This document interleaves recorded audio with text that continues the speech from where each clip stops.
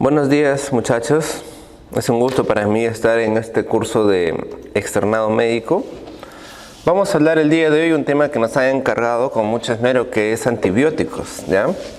Lo que vamos a revisar en estas horas va a ser el grupo de antibióticos más utilizado. Vamos a hablar de la clasificación de los antibióticos y vamos a dar algunos puntos específicos de utilidad de cada grupo de antibióticos. Luego de eso pasaremos a revisar algunas enfermedades, ¿no? Unas infecciones importantes como la neumonía, como la infección urinaria, como la meningitis y la osteomielitis, algunas infecciones que ustedes pueden encontrarse en el hospital, ¿ya? Y vamos a ver mayormente pautas terapéuticas porque el tema es antibióticos, ¿no? Entonces vamos a revisar más que todo lo que es el tratamiento, pero desde luego que sí vamos a revisar algunos aspectos diagnósticos y explicativos importantes. ¿Ya? Yo soy el Dr. Jesús de la Jara Cordero, médico internista del Hospital Rebagliati. Empezaremos hablando un poco de las bacterias para darnos una idea de contra qué vamos a enfrentarnos, ¿no? Ustedes saben muy bien desde microbiología que las bacterias se clasifican según la forma que tomen, ¿no? Es una manera importante de clasificarlos. Tenemos lo que son los cocos. Los cocos son estructuras obviamente circunferenciales, ¿no? Son estructuras redondas, como ustedes pueden ver. Y estos cocos pueden agruparse en algunas formas específicas. Cuando se agrupan de a dos, pues le llamaremos diplococos, ¿no? Los diplococos cuando se agrupan de a dos. Cuando se agrupan en una cadena totalmente lineal, se llamarán estreptococos, ¿no? Estos son los estreptococos. Los estafilococos se agrupan en forma de racimos, ¿sí? Pero totalmente respetando los límites de cada bacteria, estafilococos. Algunos pueden apilarse de cuatro, llamadas las tétradas, y otras de manera más, por decirlo así, sobrepuesta, sarcinas. Luego tenemos los llamados bacilos, ¿no? Los bacilos son estructuras alargadas en forma de bastones, ¿no? Son estructuras en forma de bastones. Esos son los bacilos. También en algún caso pueden agruparse, ¿no? Como letras chinas, se le dicen empalizada, como si fuera una cerca. En V, estreptobacilos, y también pueden estar de a dos, los diplobacilos. Luego tenemos bacterias que ya no tienen forma de bastones, sino más bien que fueran de líneas en ola, ¿no? Como si fueran unas olas. Esos son los llamados espirilos, ¿no? Los espirilos, forma espiriliforme se le dice, ¿no? Los vibrios tienen una forma, mayormente en coma se les dice, forma en bastón, como si fuera un bastón doblado, como si fuera una coma. Y acá tenemos los llamados cocobacilos, ¿no? Los cocobacilos son estructuras obviamente parecidas a bacilos, y por otra parte mitad coco. Son estructuras más redondeadas, ¿no? Que se clasifican como estos de acá, ¿no? Listeria, por ejemplo, ¿no? Es un cocobacilo, ¿ya? Entonces, esta forma que ustedes van a observarlo en el microscopio, porque todo esto obviamente se mira en el microscopio, vamos a, según eso, saber qué forma, qué clasificación tenemos de bacteria, y según también la tinción vamos a poder un poco ser más específicos quizás, ¿no? Y esta estructura, este gráfico me sirve para hablar de lo que son las bacterias gram positivas y gram negativas, ¿no?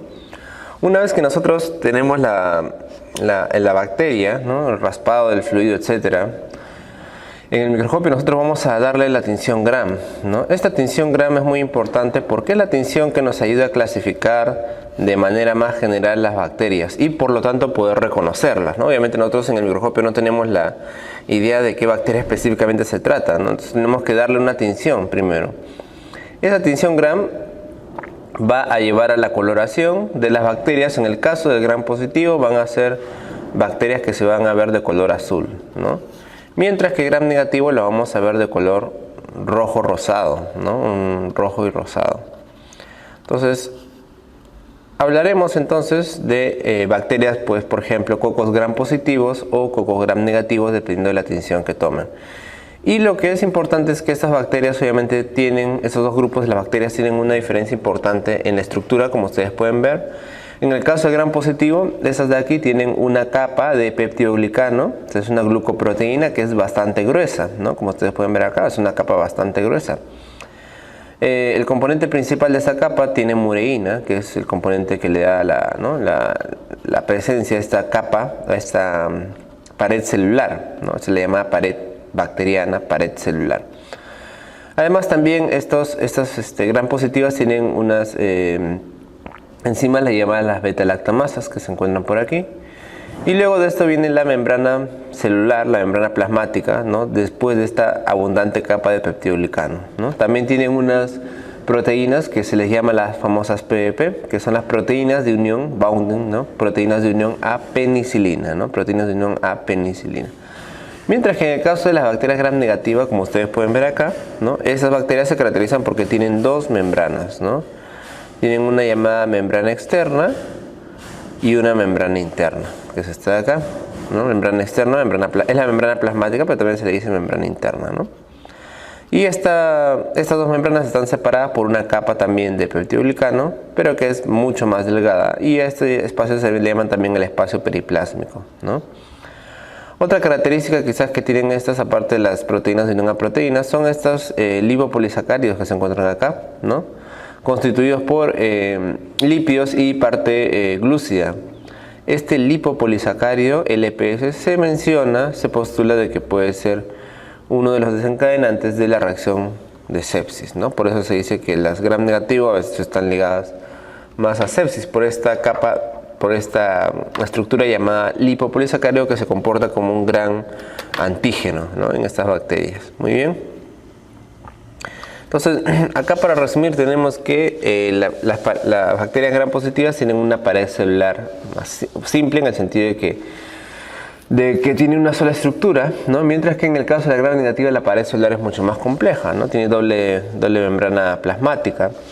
La capa de peptidoglicano es gruesa en el caso de los gram positivos, es muy delgadita en el caso de los gram negativos, ¿no? No hay capa externa de LPS, de lipopolisacáridos, en el caso del gram positivo, mientras que en los gram negativos pues hay una capa externa, ¿no? Las bacterias gram positivos se tiñen de azul o de violeta, como dijimos, porque retienen el cristal violeta, el yodo, ¿no? En cambio, las gram negativas de la tinción gram retienen lo que es la sanfranina, que le da el color tan característico de rojo y rosado. Entonces es importante saber esto, ¿no? Nosotros, incluso cuando ya tenemos experiencia de algunas infecciones, podemos decir, ¿no? Si es una gram positiva o es una gram negativa, más o menos ya podemos ir sabiendo qué germen puede ser el causante de la infección, ¿no? Pero obviamente la labor del laboratorista, el microbiólogo, no termina aquí, ¿no? Una vez que nosotros hemos llegado al diagnóstico si es gram positivo o si es gram negativo, vamos a darles algunas proteínas, algunas enzimas y vamos a ver la actividad de cada una de ellas, ¿no? Por ejemplo, si tenemos, digamos, ¿no? Esos son los gram negativos, estos son los gram negativos, ¿no? Si tenemos, por ejemplo, bacilos gram negativos, crecen en medios anaerobios, ¿no? Podemos hablar de algunos gérmenes como el Bacteroides o el Fusobacterium, ¿no? Que son gram negativos, bacilos que crecen en medio anaerobio, ¿no? Si tienen una disposición curva, como en el caso del Vibrio cholera, ¿no? O en el caso del Campylobacter, ¿no? Algunas enzimas, como les decía, es la expresión de enzimas como la oxidasa positivo, ¿no? Tiene que ver con Pseudomonas, tiene que ver con Pasteurella, mientras que el bacilo gram negativo que marca oxidasa negativo tiene que ver con Ecterobacterias, por ejemplo, ¿no? Cocos gram negativos son pocos de ver, uno de ellos es la Neisseria, la Brangamela.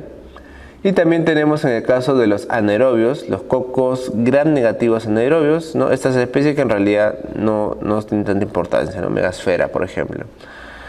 En el caso de los gram positivos, ¿no? Como ustedes pueden ver acá, un factor importante es la catalasa, ¿no? La catalasa, por ejemplo, diferencia en el caso que me salgan, ¿no? Los cocos, esas estructuras redondas, me salen gram positivo, la presencia de catalasa me va más para estafilococos, mientras que si no presenta esta actividad, se trata de un estreptococo, ¿no? Entonces de esa manera nosotros distinguimos, ¿no? De estafilococo al estreptococo. El micrococo también puede expresar catalasa positivo, mientras que en el caso de los bacilos gram positivos, En el caso de los bacilos gram positivos tenemos la presencia de catalasa positivo, del Corynebacterium y de la Listeria, ¿no? En el caso tenemos el caso de la Listeria, ¿no? En catalasa negativo tenemos la presencia de lactobacillus, ¿no? En el caso, si fuera ácido resistente, acá tenemos a todas las especies de Mycobacterium, ¿no? Como el tuberculosis, por ejemplo, que causa el bacilo de Koch. Si tienen un comportamiento tipo esporas, hablamos de los Clostridium del bacillus, y los ramificados, los bacilos ramificados, tenemos por ejemplo al Actinomyces. Entonces esa es la manera, ¿no?, según la cual cuando nosotros pedimos un examen de laboratorio, ¿no?, hacemos un gram de algún tipo de líquido, vamos a tener el resultado, ¿no?, a partir del análisis laboratorial. Entonces, para ver lo que son las infecciones, muchachos, tenemos que recordar obviamente que el cultivo, ¿no?, es la piedra angular del diagnóstico etiológico, ¿no? Es la única manera obviamente que vamos a llegar a conocer cuál bacteria tiene este paciente, ¿sí?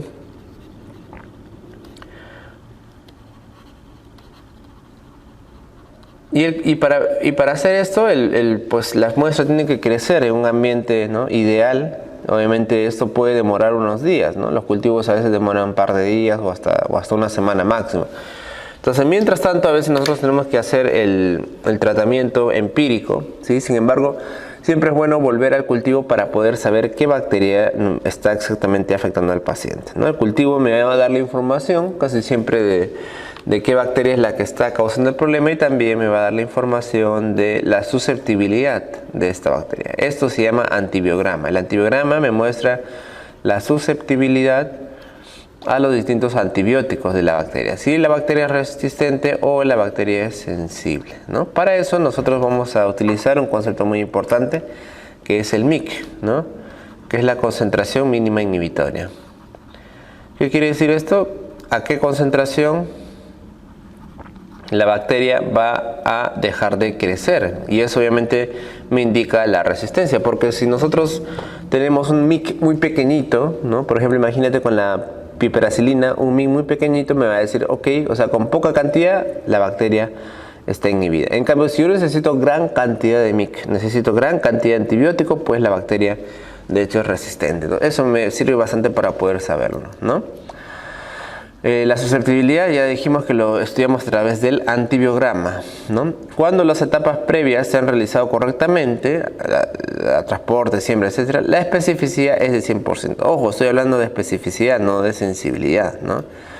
Porque la sensibilidad obviamente me dice qué tanto de los cultivos que mando crecen, y eso muchas veces ustedes van a ver que no crecen bacterias, y que no crezcan bacterias no necesariamente quiere decir que la persona no las tiene, ¿no? Eso es algo muy importante. En cambio, la especificidad, ¿qué me quiere decir? Claro, que si crece, obviamente esa bacteria que está creciendo realmente sea la bacteria que me está afectando, y no sea una bacteria por ahí que, ¿no?, una bacteria contaminante, es lo que decimos. Hablamos de bacteria contaminante cuando es una bacteria que en realidad no la tiene el paciente, sino que ha estado por ahí en algún momento de la toma de muestra, el transporte, ha crecido, le hemos metido a la muestra, por decirlo así, ¿no? Entonces esa es la especificidad. 100% siempre y cuando todo esté correcto, y si crece una bacteria, entonces sí, ¿no? Pero como te digo, el hecho de que a veces no crezca bacteria no siempre quiere decir de que el paciente no la tiene, ¿no? El PCR es una técnica ya más avanzada, en realidad. Lo que hace la reacción en cadena de polimerasa es detectar el material genético, ¿no? Esta es la reacción en cadena de polimerasa. Lo que hace este PCR ya es detectar el material genético, ¿no?, específico de la bacteria, incluso también del virus, ¿no? Se han convertido en instrumentos poderosos para el diagnóstico de infecciones, y son útiles sobre todo en las siguientes situaciones, ¿no? En el caso del VIH, por ejemplo, ¿no?, detecta, cuantifica o realiza ambas funciones en patógenos específicos. Por ejemplo, el VIH, ¿no? ¿Qué quiere decir cuantifica? Que no solamente se queda con hallar la bacteria o el virus, sino también hacer la cuantificación, cuántas copias, ¿no?, cuántas copias de VIH hay, ¿no? Quiere decir, o sea, cuántos virus, cantidad en general, aproximadamente tiene la persona, que es algo más, ¿no?, más avanzado. Para identificar microorganismos difíciles de cultivar, hay microorganismos, hay bacterias que no se pueden cultivar. ¿Por qué? Porque no hay cultivos, no hay medios de cultivos apropiados, no crecen. Entonces acá es más fácil simplemente sacando la reacción de cadena de polimerasa, ¿no? Una de ellas, por ejemplo, es la legionela, ¿no? O la bacteria causante de la enfermedad de Whipple también, ¿no? Para confirmar si dos o más microorganismos pertenecen a la misma cepa o clona, ¿sí? También, ¿no? O sea, pertenecen a la misma, ya no solamente la especie, sino también la cepa o clona en diferentes personas, ¿no? Y eso nos sirve bastante en epidemiología para, pues, justamente detectar si realmente es la misma, ¿no? La misma clona, ya no solamente la misma especie. Para predecir la sensibilidad, sobre todo en virus, ¿no? Esto, como te digo, el virus es sobre todo útil para virus, ¿no? Agentes terapéuticos. En el caso del VIH, pero también desde luego se puede extrapolar a bacterias como el bacilo de Koch, ¿no? Muy bien, ahora vamos a hablar de lo que son antibióticos. Y acá no solamente vamos a mencionar los grupos, sino también vamos a un poquito hablar de funciones de cada uno, que es bastante importante, ¿ya? Este cuadro siempre es muy interesante porque en realidad acá me dicen para qué me sirven los antibióticos, ¿no? En la evolución de una enfermedad. Cuando hablamos de lo que es la historia natural de la enfermedad, nos referimos al curso que debería llevar la enfermedad, historia natural de la enfermedad, el curso que debería llevar la enfermedad si no hiciéramos nada, digamos, ¿no? O sea, la enfermedad tiene su propio curso natural. Obviamente nosotros vamos a tratar de frenar ese curso con el uso de antibióticos, ¿no? Cuando todavía el paciente no tiene la infección, o sea, cuando el paciente no está infectado, si nosotros usáramos terapia antibiótica, eso le llamaríamos profilaxis, ¿no? O también le llamamos antibiótico profilaxis. ¿En qué caso se usa, doctor? Bueno, en algunos específicos, ¿no? Por ejemplo, cuando un paciente se va a operar, ¿no? Antes de la operación, por ejemplo, se puede dar una terapia antibiótico profilaxis con cefazolina, ¿no? En el caso de las cesáreas. Solamente una aplicación para evitar la infección, en este caso más que todo por Staphylococcus aureus, ¿no? En el caso de pacientes con VIH, por ejemplo, para prevenir profilaxis contra Pneumocystis carini, ¿no? Se da, por ejemplo, cotrimoxazol. O sea, son, como les digo, tratamientos con antibióticos, pero que se dan cuando la persona no tiene la enfermedad, sino se dan de prevención. La persona ya está infectada, va a haber un periodo presintomático en el cual quizás nosotros no nos demos cuenta, obviamente, que tiene el paciente. Una vez que el paciente ya me exprese los síntomas, ¿sí? O sea, ya tenga la fiebre, tenga la tos, la flema, la disuria, vamos a dar un tratamiento que en este momento se va a llamar empírico. ¿A qué llamamos tratamiento empírico? Tratamiento que se hace sin conocer la bacteria o el agente causal.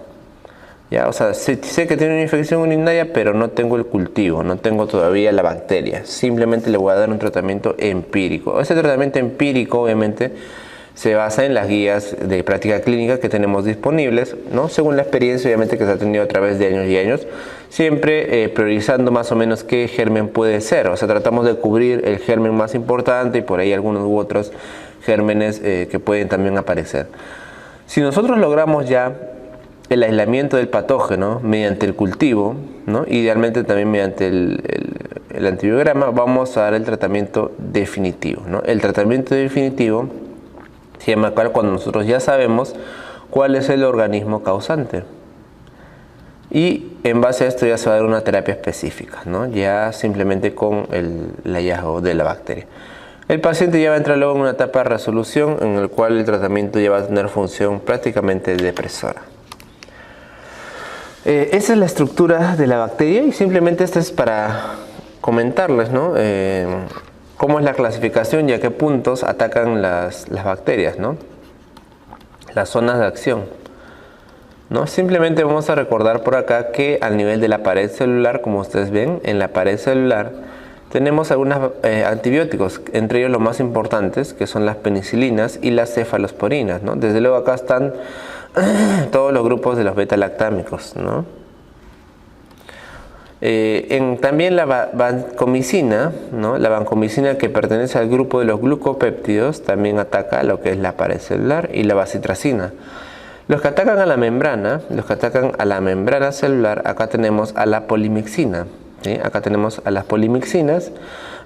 Hay varios tipos, una de ellas es la famosa colistina, que la colistina es un antibiótico que lo usamos frecuentemente para gérmenes multidrogo resistentes. Sobre todo lo usamos para bacilos gram negativos como la pseudomonas, que son multidrogo resistentes, ¿no? O sea, multidrogo resistente quiere decir que es resistente a todos los antibióticos, ¿no? No solamente a ceftriaxona o solamente a cefalosporinas, no, a todos los antibióticos prácticamente, incluido carbapenems. En estos casos nosotros usamos la colistina siempre acompañada de carbapenem, a pesar de que la resistencia existe, ¿no? O sea, damos lo que se da, pero obviamente no siempre tiene efecto, ¿no? A nivel del material genético, ya estamos hablando, hay algunos antibióticos que atacan a la formación del ADN. Acá tenemos que hablar de las sulfas, ¿no? De las sulfas y del trimethoprim. A nivel de la síntesis del ADN tenemos los nitroimidazoles, ¿no? Que son inhibidores de la girasa. Acá tenemos el metronidazol, que es el mejor ejemplo, ¿no? El metronidazol.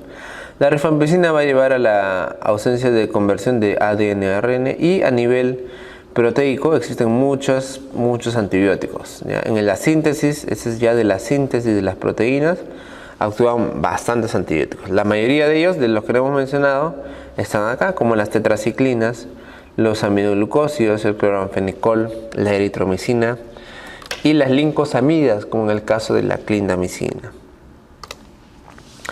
Acá tenemos algunos antibióticos que vamos a ir repasando, ¿ya? Vamos a hablar de algunos de ellos. Las sulfas, por ejemplo, las sulfonamidas, acá tenemos pues el grupo de la sulfadiazina, ¿no? Que lo usamos bastante en infecciones, sobre todo de tipo dérmicas, ¿no? Tenemos cremas de sulfadiazina de plata, que lo que hacen va a ser inhibir el crecimiento bacteriano de las principales bacterias que atacan a la piel. Pero también tenemos el sulfametoxazol, ¿no? Que se asocia frecuentemente con el trimethoprim, o sea, se crean conjuntamente.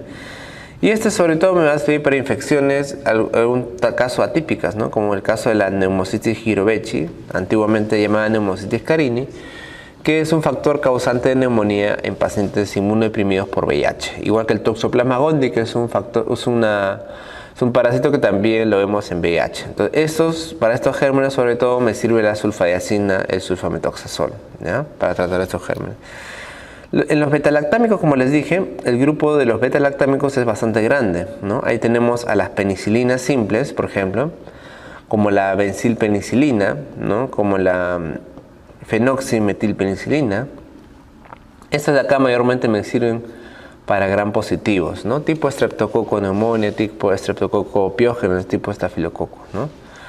En el caso de las penicilinas resistentes a la penicillinasa, acá tenemos la flucloxacilina, y también de hecho acá tenemos a la oxacilina, ¿no? En realidad acá, sí, estas de acá son las que me sirven para estafilococo, ¿no? Estas no. Estas de acá son las que me sirven para tratar infecciones estafilocócicas, que en realidad los estafilococos han desarrollado resistencia a todo lo que son las penicilinas simples, ¿no? Luego tenemos las llamadas penicilinas de espectro ampliado, ¿no? Que son en realidad la amoxicilina sobre todo y la ampicilina, ¿no? Estas de acá me sirven para un gran grupo de gram positivos y también para algunos gram negativos, ¿no? La ampicilina es una bacteria que me sirve bastante, por ejemplo, para el tratamiento también de la listeria, ¿no? De la listeria. Luego están las penicilinas antiseudomónicas. Las penicilinas antiseudomónicas. Acá se encuentran sobre todo la piperacilina, ¿ya? La piperacilina me ataca gram negativos selectos y sobre todo también a la pseudomonas. La piperacilina se usa entonces en una gran cantidad de infecciones cuando queremos cubrir sobre todo pseudomonas, o sea, infecciones en el hospital, ¿no? Puede ser neumonía, puede ser infección urinaria o incluso infecciones dérmicas. La ticarcilina también es su hermano, ¿ya? Pero no lo tenemos nosotros en el hospital. Luego están las menicilaminas, como la pimecilinam, ¿ya? Ese de acá no lo tenemos en realidad, gram negativos. Y luego está este grupito de las cefalosporinas, ¿no? Que también pertenece a este grupazo, como les digo, de los betalactámicos. Acá tenemos varias que vamos a describir ahora de una vez mejor. ¿no? Las cefalosporinas se clasifican según la generación, ¿no? de producción. Las de primera generación, que ven ustedes hacia la izquierda, mayormente estas de acá son bastante activas contra lo que son los gram positivos, ¿ya? Y mientras han ido aumentando de generación, han perdido la eficacia, la especificidad contra gram positivos, y más bien vamos a tener el aumento de la actividad contra gram negativos, ¿ya? En la primera generación tenemos este grupito, de los cuales los más importantes es la cefalexina y la cefazolina. También tenemos a la cefalotina, al cefadroxilo, y estos de acá son los que utilizamos, como les digo, mayormente para gram positivos. Por ejemplo, en el caso de las celulitis, ¿no? Que hablamos de gérmenes como el estafilococo. Les dije que la cefazolina se hacía como prevención también, ¿no? Para profilaxis en casos, por ejemplo, de cesárea, ¿no? La cefazolina o celulitis, infecciones creadas por estafilococo. Los de segunda generación, acá tenemos sobre todo a la cefuroxima, ¿ya? También tenemos al cefaclor, cefprosilo, cefoxitina, que también es importante, cefmetazol, cefotetán, etc. Y esos de acá también me sirven para gram positivos, y también lo uso, por ejemplo, para infecciones respiratorias, ¿no? Para faringitis, para infecciones de vías respiratorias bajas, ¿no? La cefuroxima lo usamos bastante para ello. Pero también ahí estamos quedando de gram positivos, ¿no? Mientras que los de tercera generación, estos de acá sí en realidad tienen un espectro, una utilidad bastante amplia. Entonces acá tenemos, no los tenemos ya. Acá tenemos, por ejemplo, la cefoperazona, a la ceftraxona, a la ceftazidima sobre todo, y a la cefmenoxima, el cefexime, cefpodoxima, cefotaxima y el ceftibuten. Acá esto es importante porque por ahí vamos a ver algunas guías y van a ver que en el extranjero usan estos antibióticos, ¿no? Mayormente acá no los tenemos. A pesar de que va empezando a reducir frente a gram positivos, pero todavía se puede usar bastante seguro, ¿no? La ceftraxona, por ejemplo, para tratar infecciones por neumococo, ¿no? Sin ningún problema. Ya la ceftraxona, la ceftazidima son medicamentos que se utilizan ampliamente en una variedad de infecciones, por ejemplo en neumonías, ¿no? Y también sobre todo en infecciones por gram negativos. ¿Cuáles son las infecciones por gram negativos? La infección urinaria, ¿no? Lo que es la colangitis, ¿no? Lo que son las jecas mismas, lo que son las peritonitis, ¿no? Las peritonitis. También se pueden usar en las meningitis, ¿no? En las meningitis, en la osteomielitis, en la artritis infecciosa. En realidad, la ceftriaxona es un medicamento que se puede usar en una variedad de infecciones, ¿ya? La ceftriaxona, además, es importante recordar que se diferencia bastante la ceftazidima, porque la ceftazidima es un medicamento que puede cubrir también a la pseudomona. Doctor, ¿por qué usted me habla tanto de la pseudomona? Porque la pseudomona es uno de los principales agentes de infecciones nosocomiales en el hospital donde ustedes van a estar, ¿ya? La pseudomona es uno de los principales agentes de infecciones nosocomiales, entre ellas la neumonía, pero también desde luego puede causar itus, también puede causar infecciones de la piel. Entonces, cuando estamos en un hospital y vamos a dar un tratamiento empírico sin conocer el germen, me interesa utilizar antibióticos que cubran, ¿no?, este germen tan importante que es la pseudomona. La ceftriaxona no me cubre pseudomona, por si acaso, ¿ya? La ceftriaxona no me cubre pseudomona. Otra característica que las diferencia es que la ceftriaxona, por ejemplo, no requiere ajuste en pacientes renales. No requiere ajuste en pacientes renales, ¿no? O sea, por ejemplo, pacientes que tienen la depuración de creatinina disminuida, tienen la creatinina alta, que no orinan adecuadamente, mientras que en la ceftazidima sí requiere ajuste de dosis, ¿ya? La ceftazidima sí requiere ajuste. Hay que bajarle la cantidad de fármaco que le vamos a administrar a un paciente renal, ¿ya?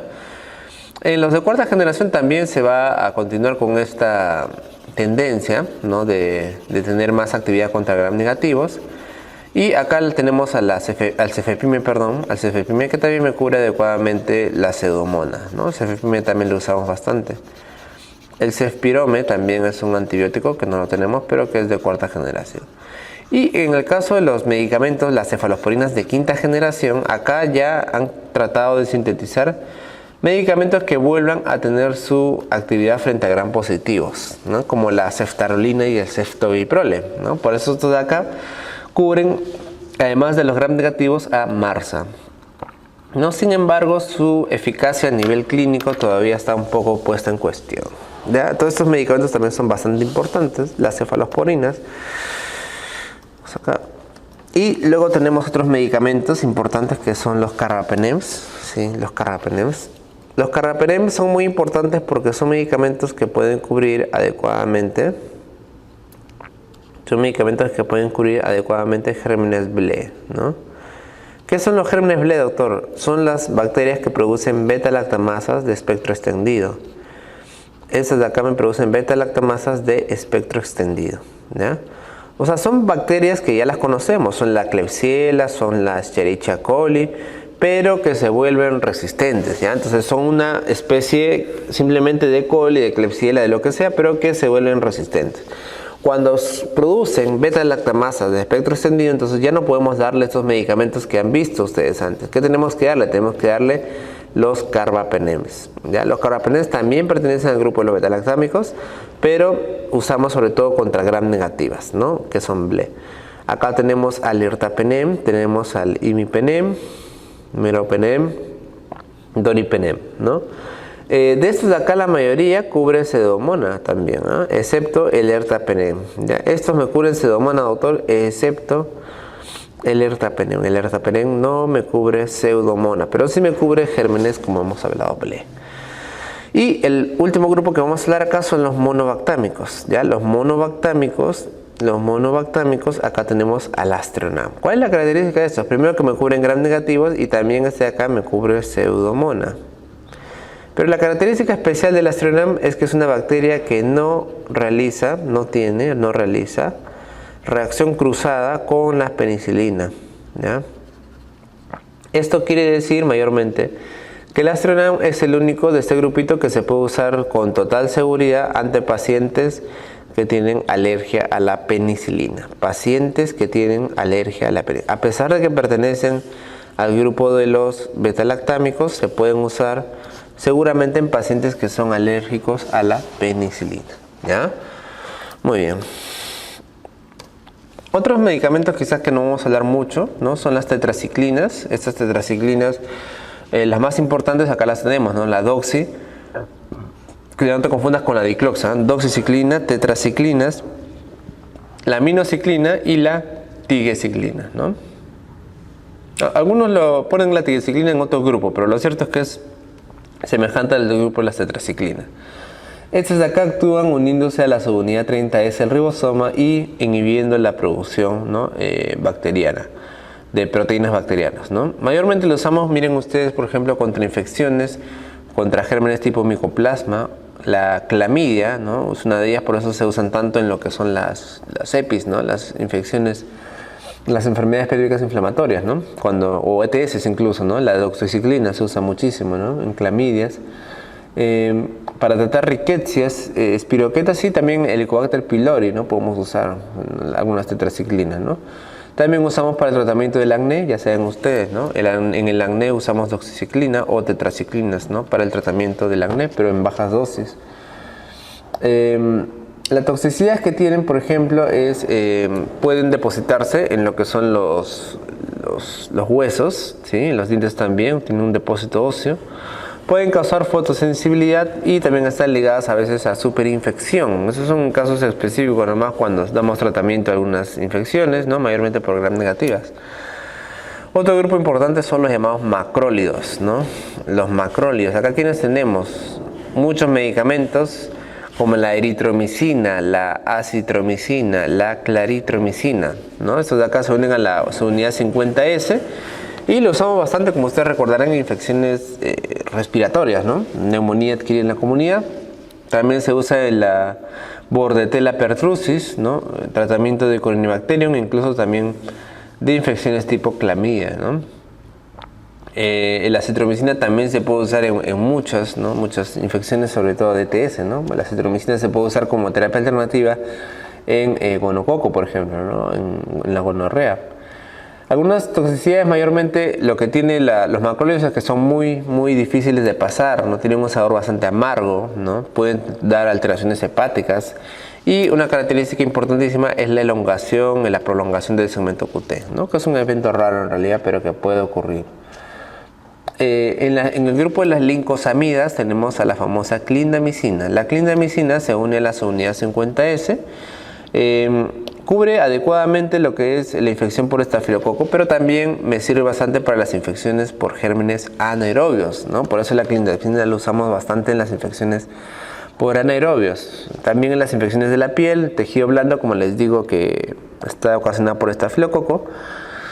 Mayormente también se relacionan a problemas gastrointestinales, náuseas, vómitos, y están relacionadas también bastante a lo que es la colitis por Clostridium difficile. ¿No? En verdad, la infección por Clostridium difficile, que da el cuadro conocido como colitis pseudomembranosa, se puede dar en muchas colitis pseudomembranosa. Se da en muchos antibióticos, ¿no? El mecanismo simplemente es la inhibición de la flora intestinal, que va a ocasionar un sobrecrecimiento del Clostridium difficile. Entonces, al inhibir muchas bacterias, vamos a crear el sobrecrecimiento del Clostridium difficile. Ese Clostridium difficile va a crecer y va a ocasionar cuadros de diarrea, ¿no? Ocasionando el cuadro de colitis pseudomembranosa, ¿no? Pacientes que usen antibióticos que tengan diarrea, a veces es por la colitis pseudomembranosa. ¿Okay? Luego tenemos el grupo de las estreptograminas, ¿no? Que se usan mayormente en infecciones también dérmicas. El cloranfenicol, ¿no? Es un fármaco que también va a, obviamente, actuar a nivel del 50S ribosomal, ¿no? Va a definir la síntesis de proteínas. Lo usamos en un amplio espectro, aunque en realidad, ¿no? ya no se usa mucho por los efectos adversos, ¿no? En realidad se usaba para neumonías, incluso en alguna época, también para infecciones gastrointestinales. Da el síndrome del hombre gris, ¿no? Del B gris, y también puede dar anemia, ¿no? Ya saben ustedes, de tipo plástica, así que en realidad su uso es bastante ya muy menor, ¿no? Luego, en el grupo de las oxazolidinonas, acá tenemos al linezolid, ¿no? El linezolid es un medicamento muy importante porque actúa sobre todo contra estafilococo resistente, estafilococo marsa, ¿no? Marsa, tipo medicilino resistente, ¿ya? O sea, que es resistente a las oxacilinas que tenemos nosotros, ¿no? Mayormente eso. Y también se podría usar en estreptococos que son demasiado resistentes, ¿no? Y lo importante también acá mencionar es que se puede usar como una terapia alternativa ante estafilococos que son resistentes a vancomicina. Ahora vamos a hablar un poco más adelante de vancomicina, pero la vancomicina es un medicamento que se usa para justamente bacterias resistentes. Si aún así es resistente a la vancomicina, podemos usarlo, ¿no? Sobre todo en el caso de los enterococos, ¿no? Enterococos. ¿Qué causa el linezolid? Puede causar neuropatías, neuritis óptica. Hay que tener cuidado porque me puede dar un síndrome serotoninérgico cuando lo combino con otros fármacos que inhiben, ¿no? O sea, con otros fármacos que inhiben la recaptación de la serotonina. El exceso me puede dar un síndrome serotoninérgico, ¿ya? Muy bien. Acá vemos unos medicamentos que lo que van a hacer es actuar a nivel del núcleo, ¿no? A nivel del ADN. Entre ellos tenemos las famosas quinolonas, ¿no? Las fluoroquinolonas, cuyo, digamos, tenemos unas quinolonas de espectro limitado y un espectro amplio. Las de primera generación, por ejemplo, la norfloxacina, ¿no? La norfloxacina. Estas de acá mayormente me sirven para infecciones ocasionadas por algunos gram negativos, ¿no? Infecciones urinarias, por ejemplo, ¿no? Tratar infecciones urinarias. En el caso de las de segunda generación, acá tenemos a la ciprofloxacina. Lo bueno de la ciprofloxacina es que tiene actividad también antiseudomónica, ¿ya? Esa tiene actividad antiseudomónica. También me sirve desde luego para gram negativos. Luego tenemos la de tercera generación, la levofloxacina. Este de acá me sirve bastante para tratar también gram positivos, ¿no? Y entre ellos también la levofloxacina me puede tratar atípicos, gérmenes atípicos. Por eso están usados la levofloxacina en las guías, como vamos a ver ahora seguro, de Estados Unidos, ¿no? Porque ya tienen gran cantidad de legionela. Acá no hay legionela tanto, entonces ellos mucho usan levofloxacina. Nosotros no lo usamos, ¿por qué? Porque la levofloxacina para nosotros es importante para usarlo de reserva en pacientes con tuberculosis, ¿no? Las quinolonas son las que se usan en pacientes que no responden a las primeras líneas de tuberculosis, ¿no? Y en la cuarta generación podemos mencionar a la moxifloxacina, ¿no? La moxifloxacina tiene, además del espectro que hemos hablado de gran positividad típicos, también actividad contra anaerobios e incluso contra micoplasmas, ¿no? Perdón, contra micobacteria. Ya que me sirve bastante para poder usarlo en tuberculosis, para poder usarlo en micobacterias atípicas, ¿no? Con el Mycobacterium avium, ¿sí? Con el Mycobacterium avium, ¿no? Estas micobacterias atípicas son enfermedades bastante raras, pero que la pueden ver, por ejemplo, en hospitales grandes, seguro. En el Revalidate tenemos siempre algún paciente con Mycobacterium, es un primo o hermano de la tuberculosis, ¿no? Pero son micobacterias que también requieren tratamiento a largo plazo. Sí, en verdad hemos hablado del trimetromil sulfametoxazol, ¿no? Ya sabemos el uso, toxoplasmosis o cardiosis, neumonía por Chirovechi. Puede causar rash, fiebre, ¿no? Supresión de médula ósea, hipercalemia, son algunos de los efectos que pueden dar, ¿no? La sulfadiazina dijimos que lo usamos mayormente en infecciones, ¿no? Dérmicas, como dice ahí, ¿no? Para quemados tópicos. Infecciones oculares, ¿no? Y también en algunos casos malaria también se puede usar como medicamento alternativo, ¿no? Los aminoglucósidos, acá sí vamos a hablar un poquito de los aminoglucósidos. Los aminoglucósidos tenemos esta clasificación según la familia, ¿no? La familia de la streptomicina, donde el representante más importante es la streptomicina, que lo usamos para tratamiento de tuberculosis, ¿no? Uno de los medicamentos alternativos. La canamicina, familia de la canamicina, tenemos a la canamicina misma, a la amicacina, ¿no? A la tobramicina, etc. En la familia de la gentamicina, de luego está ahí, la gentamicina, también está la netilmicina, cisomicina. Y en la familia de la neomicina y la paramomicina. También tenemos algunos similares, ¿no? Aminociclitol sin aminoglucósido, como la spectinomicina, ¿no? ¿Para qué me sirven estos medicamentos? Para muchas infecciones, principalmente tienen que recordar sobre gram negativos. Así venía algunas vez preguntas, ¿no? ¿Para qué me sirven infecciones por gram negativo, ¿no? Específicamente, ¿no? Infecciones por bacilos gram negativos aerobios, algunos cocos gram positivos, brucelosis, ¿no? Para tratamiento de la brucela se puede usar la streptomicina, ¿sí? Con doxiciclina, como ustedes saben, para la gonorrea, para infecciones por micobacterias, como la tuberculosis, ¿no? En el caso de ahí podemos usar un montón de medicamentos, ¿no? La streptomicina, por ejemplo, ¿no? Algunos amebiasis, tratamiento de criptosporidiasis también puede usarse, y en la encefalopatía hepática. Indicaciones empíricas, son indicaciones en las cuales no tengo el agente causal todavía, ¿no? Pero se puede usar tranquilamente en la endocarditis infecciosa, clásicamente en las infecciones severas, ¿no? En la neutropenia febril, se usaba también en la artritis infecciosa, ¿no? En la citus, infecciones intraabdominales. Las infecciones respiratorias en realidad no tanto, ¿no? Eso sí, sobre todo cuando son pacientes con fibrosis quística, pensando en pseudomonas, ¿no? O bronquiectasia. En realidad, en una neumonía cualquiera no lo usamos, ¿no? Endocarditis infecciosa, Shell séptico, etc., ¿no? Entre las reacciones adversas tenemos varias, obviamente, ¿sí? Pueden causar malestares gastrointestinales, pueden causar malestares gastrointestinales, ¿sí? Pueden causar también náuseas, vómitos. Y lo que más está relacionado, o sea, lo más importante acá que siempre preguntan es el grado de ototoxicidad y nefrotoxicidad que ocasiona, ¿no? O sea, puede elevar los niveles de creatinina, puede causar insuficiencia renal en pacientes. Y también puede dar daño a niveles del oído, ¿no? Puede causar disminución de la audición. Este de aquí es una reacción que consideramos irreversible, ¿no? Ya, la ototoxicidad es irreversible, mientras que la nefrotoxicidad es reversible. Pero son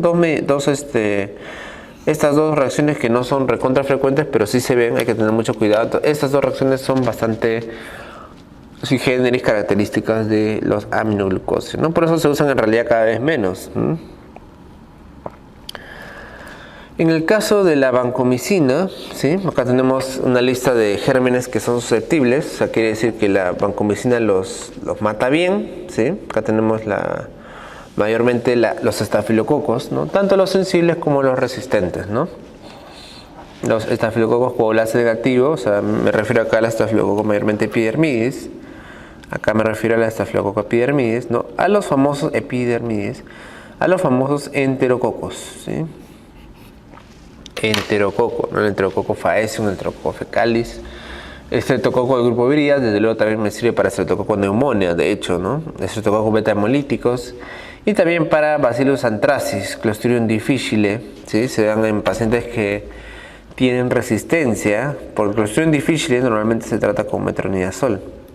Pacientes que tienen resistencia al metronidazol podemos usar vancomicina también, por vía oral, ¿no? Que acá lo tenemos, pero sí lo tenía en el extranjero. Y para el anthrax también, ¿ya? ¿Para qué lo uso entonces? ¿En qué espectro clínico? ¿No? Infecciones graves, generalmente, casi siempre, por estafilococo aureus resistente. O pacientes que son alérgicos a la penicilina, por ejemplo, ¿no? Que no pueden tomar penicilina, le doy vancomicina, que no tiene nada que ver. Acá tenemos que los estafilococos que me causan, ¿no? Obviamente celulitis, infecciones asociadas a catéteres, ¿no?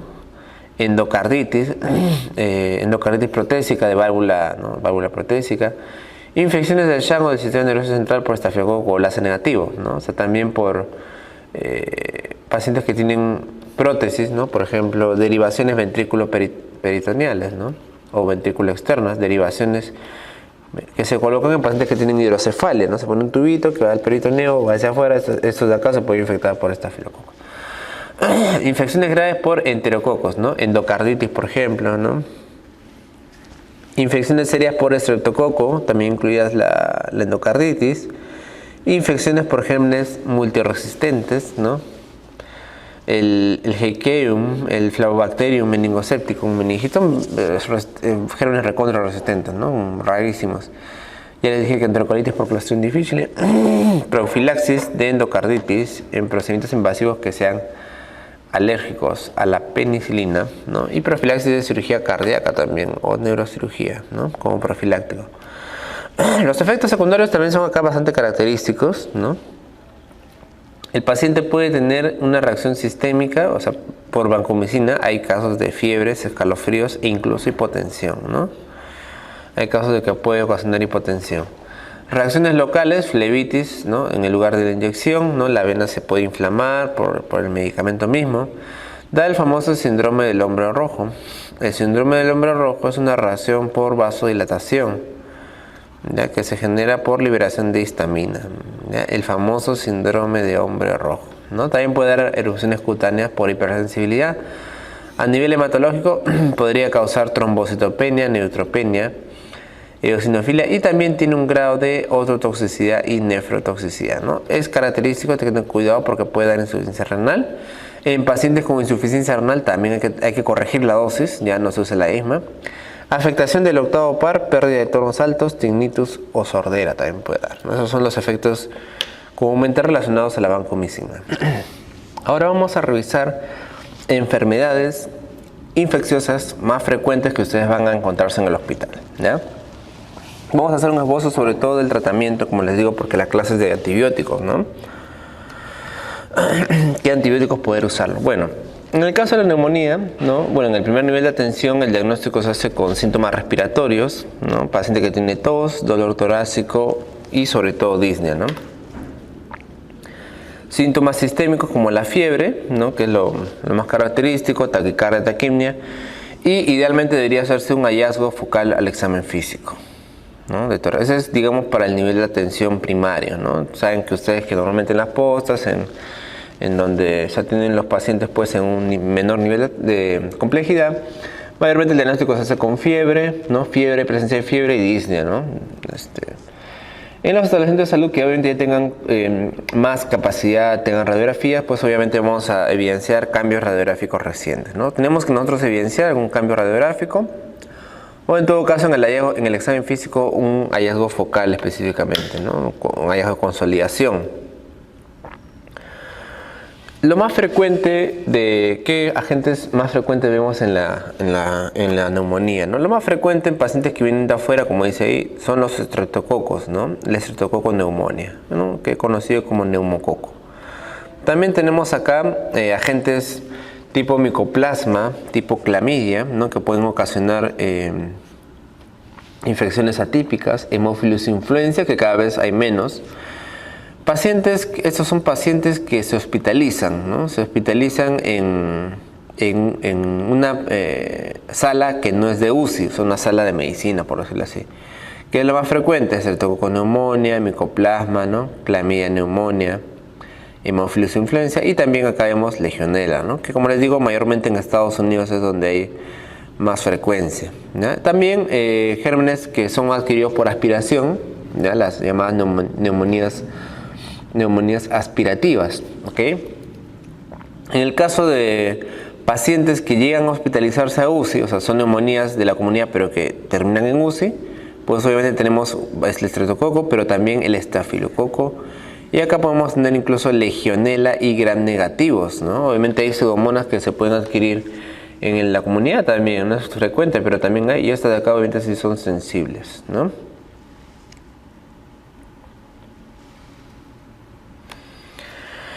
Doctor, pero también tenemos algunos gérmenes que se ven más en algunas situaciones específicas. Por supuesto, en el caso de pacientes alcohólicos, ¿no? ¿Qué están relacionados a pacientes alcohólicos? El neumococo es factor de riesgo en el alcoholismo. Klebsiella, ¿qué más? Micobacteria en tuberculosis y anaerobios, ¿no? Los anaerobios por aspiraciones, ¿no? Los borrachos a veces vomitan, se aspiran, esos son gérmenes anaerobios, ¿ok? Paciente con EPOC, doctor, o paciente fumador. Paciente con EPOC tiene un riesgo para hemófilos, para pseudomonas, para legionela y también para estreptococoneumonia, ¿no? Paciente que por alguna u otra razón se aspira, ya sea borracho, ya sea paciente que tiene alteración neurológica por un ACV, por una convulsión, pues desde luego gram negativos entéricos patógenos y anaerobios, ¿no? Anaerobios orales. Paciente que tiene absceso, siempre hay que cubrir MRSA y anaerobios, ¿no? Estafilococo y anaerobios, que son los que suelen causar más frecuentemente abscesos, ¿ya? Sobre todo los anaerobios y los estafilococos. También puede relacionarse, como dice ahí, algunas micobacterias atípicas e incluso hongos también, ¿ya? Paciente, doctor, que es expuesto a murciélagos, ¿no? Murciélagos o heces de palomas, histoplasma. El histoplasma, ya saben ustedes, es un hongo, ¿no? El histoplasma capsulato. Expuesto simplemente a palomas, también clamidia, ¿sí? Clamidia psittaci. Conejo, francisella, animales de granja, coxiella burnetii. Y en VIH un poco tenemos que cambiar el chip, ¿no? En VIH, desde luego, pacientes que tienen recién VIH, estreptococo, tuberculosis, ¿no? Pero pacientes que ya tienen largo tiempo, a veces es frecuente que se infecten por neumocistis, giroveche, que ya hemos visto cuál es el tratamiento, ¿no? Cotrimoxazol. ¿Ya? Neumonía por neumocistis es bastante frecuente en estos pacientes, ¿no? La legionela es una especie, como te digo, que es más frecuente en USA, pero también se pueden ver sobre todo en pacientes que estén en hoteles por el aire acondicionado o en cruceros, como dice acá, ¿no? Por el aire acondicionado, ¿ya? Una enfermedad que se transmite, que a veces se deposita, ¿no? Ahí en el aire acondicionado y puede difundirse de esa manera, causando neumonía, ¿no? Estos son otros ya infecciones todavía más alejadas, ¿no? En la influenza misma, ¿no? En comunidad, desde luego que también la influenza, el virus del H1N1 puede causar una neumonía terrible, ¿no? Y el fallecimiento del paciente, ¿no? Dependiendo de cómo sea, ¿no? Todos más 2 semanas, que sea bastante convulsiva, la Bordetella pertussis, desde luego. Pacientes que tienen daño estructural, eso es muy importante. Daño estructural del pulmón. ¿Cuáles son esos pacientes? Los que tienen fibrosis quística, los que tienen bronquiectasias. La pseudomona aquí es bastante frecuente, ¿ya? La pseudomona es una bacteria que se mete, que crece bastante en pacientes que ya tienen el pulmón dañado, como por ejemplo fibrosis quística. Esos pacientes con fibrosis quística cada rato entran por pseudomona, ¿ya? Son pacientes que van a tener infecciones muy frecuentes. Estafilococo aureus también, ¿no? Paciente que use drogas inyectables, ¿no? Heroína en Estados Unidos, ahí obviamente si tiene neumonía, pero pensamos también en estafilococos y en anaerobios, ¿no? Bioterrorismo, anthrax, por ejemplo, ¿no? La neumonía por neumococo, ustedes saben, da este infiltrado característico, ¿no? Por eso les digo que para hablar de neumonía tenemos que tener un infiltrado, ¿no? Pulmonar característico, ¿no? Es cierto que hay unas especies que no lo hacen, por ejemplo las atípicas, ¿no? Y en el caso del estafilococo está ligado a veces a lo que son los abscesos, ¿no? Acá vemos, por ejemplo, un absceso, es un Absceso, acá está el nivel, ¿no? Ese es el aire y esa es la infección, pues, ¿no? Ese es el famoso absceso. El absceso pulmonar, recuerden ustedes, mayormente se trata con antibióticos. Es uno de los abscesos que normalmente no se drenan, no tratan, porque el absceso pulmonar específicamente es un absceso que responde muy bien a antibióticos, ¿ya? Hay una escala que salió, que ha salido recientemente, que es la CUR 65. Esa escala, ¿para qué me sirve, doctor? Normalmente me sirve para poder estratificar los grupos de riesgo de neumonía, ¿no? C viene de confusión, U de urea, más de 7, en nuestro medio más de 40 miligramos por decilitro. Frecuencia respiratoria más de 30, presión arterial B de presión arterial sistólica menor 90 o diastólica menor de 60 y paciente que tenga más de 65 años. Cada uno de estos tiene un valor de 1, hacemos la sumatoria respectiva dependiendo de cada paciente y nos salen 3 grupos, ¿no? El grupo de 0 a 1 punto, probabilidad de muerte menos de 3%, paciente con CUR de 2, de 9.2 y que tenga 3 o más, probabilidad de 31%. Entonces, esto me sirve mayormente para poder hacer el análisis si el paciente va a ir rápidamente, consideramos va a ir a casa o el paciente va a ir a hospitalizarse, ¿no? Si un paciente me sale con un CUR de 0 a 1, podemos considerar que el paciente puede llevar tratamiento en casa ambulatorio, ¿sí? Y vamos a ver qué esquemas le podemos dar. Mientras que me salga a partir de 2 o más, el paciente tiene que hospitalizarse porque puede en todo caso complicarse. Ya eso es muy importante para hacer la evacuación del paciente o el internamiento, ¿no? El tratamiento de la neumonía es una terapia empírica, ¿ya? Eso es algo muy importante que ustedes tienen que saber. Normalmente nosotros no aislamos el germen nunca. El esputo, el gramen esputo, el cultivo en esputo tiene una sensibilidad bastante baja, ¿ya? Nosotros normalmente no llegamos a tener qué germen normalmente estamos combatiendo. Mayormente lo que hacemos es dar un tratamiento empírico, ¿ya? Pueden hacerse cultivos en casos mayormente pacientes que van a ir a UCI, casos que sean muy graves, ¿sí? o pacientes que tienen una infección nosocomial, ¿no? O pacientes que tienen su traqueostomía. Pero normalmente nunca esperamos el resultado del cultivo para poder iniciar tratamiento. Si es un paciente que previamente era sano y no usaba antibióticos en los últimos 3 meses, podemos darle, o sea, si es un paciente que va a tratarse, ¿no? Va a tratarse de afuera, podemos darle un macrólido como la citromicina. Podríamos darle de manera alternativa doxiciclina, ¿no? Si es un paciente que tiene comorbilidades, o sea, no es un paciente sano que tiene insuficiencia cardíaca, tiene problemas pulmonares, renales, diabético, alcoholismo, es un paciente con cáncer, es un paciente inmuno, ¿no? Que usa medicamentos inmunosupresivos, entonces lo ideal es darle una fluoroquinolona o podemos darle también un beta-lactámico más un macróleo, ¿no? Un beta-lactámico más un macróleo. Eso es lo que se le da. Como les digo, nosotros no usamos normalmente levofloxacina, por ejemplo, ¿no? Para tratar una infección, una neumonía, pues, ¿no? de la comunidad, ¿no? Eso se hace en pacientes que tienen comorbilidades, ¿no? Y vamos a tratarlo de manera ambulatoria, es lo que dice la guía de Litsa, ¿no?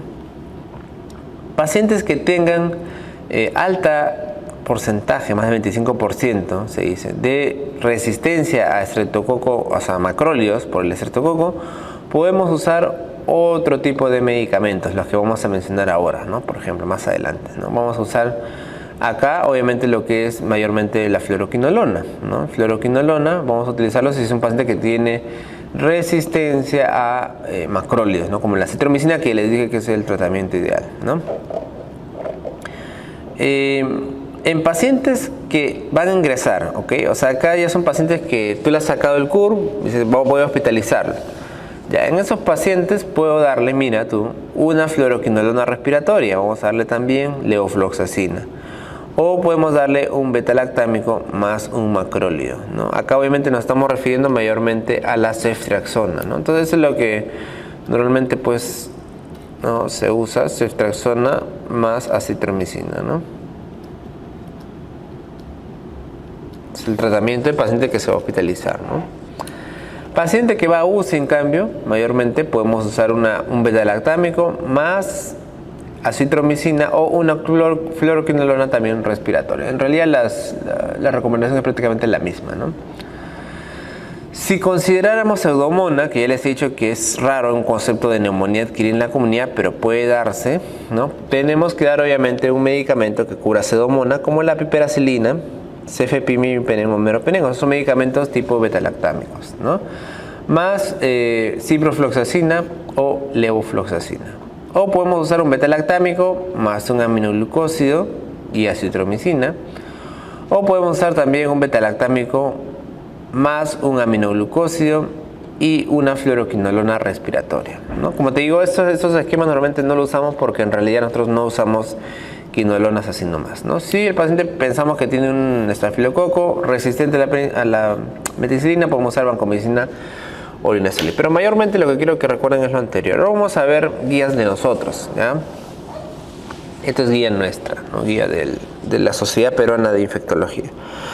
Para nosotros, normalmente si estamos ante un paciente con neumonía que va a manejarse ambulatoriamente, es un paciente joven, sano, que no va a tener mayor complicación, vamos a darle amoxicilina, ¿ya? Amoxicilina.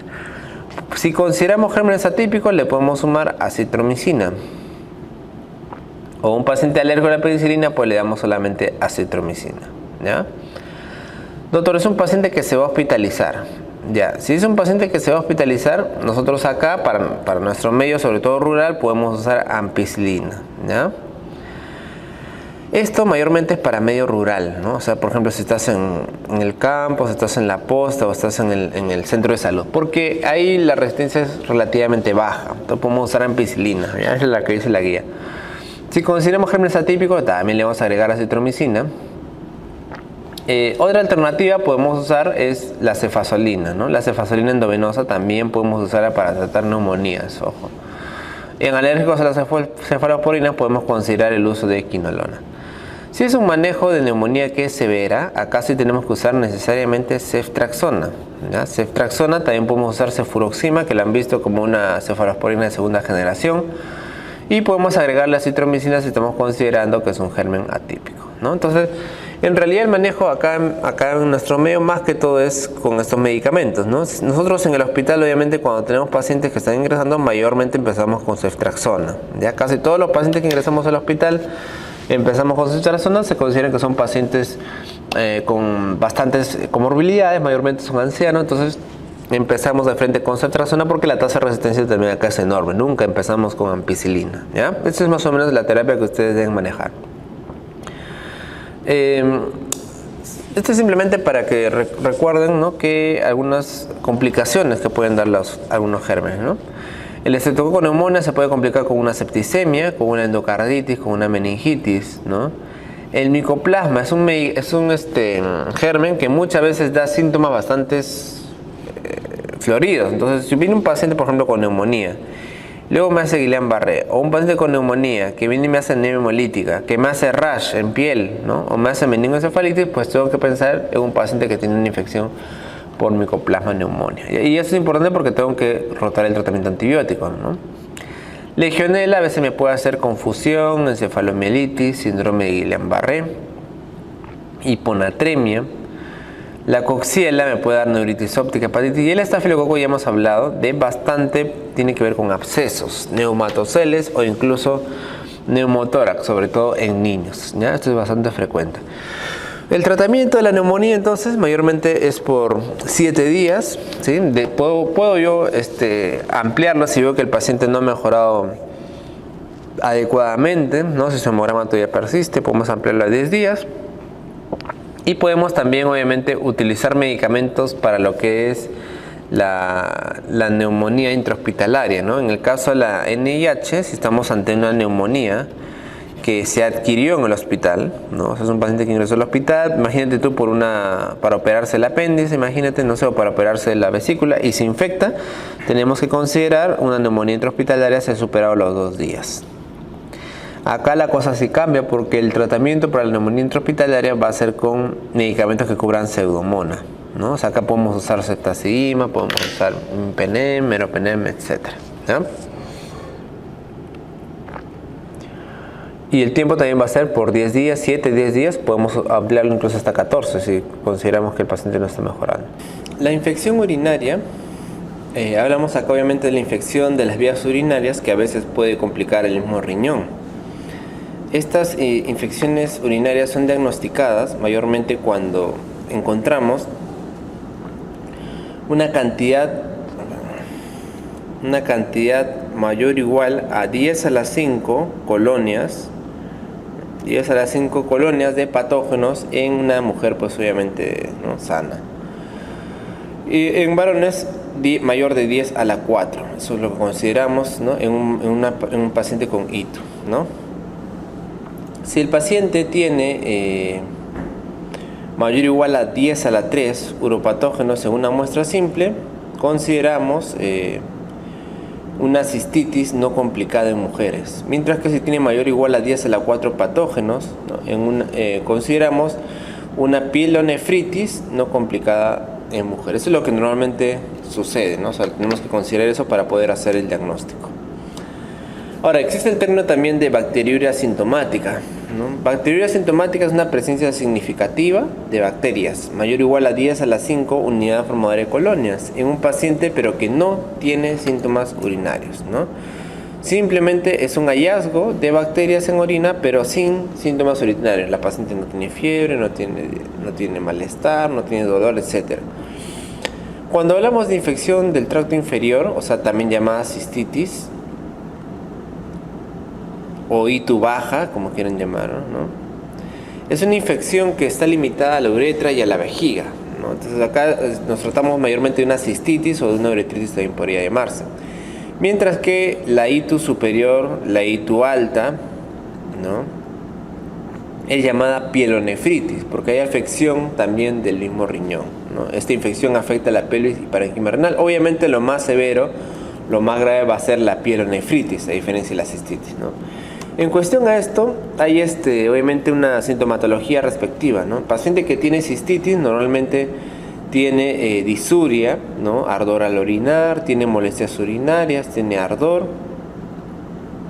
puede tener también un poco de dolor bajo, ¿ya?, pero normalmente no va a tener síntomas sistémicos, ¿no? Puede tener poliaquiuria, ¿no?, orina cada rato pero poco.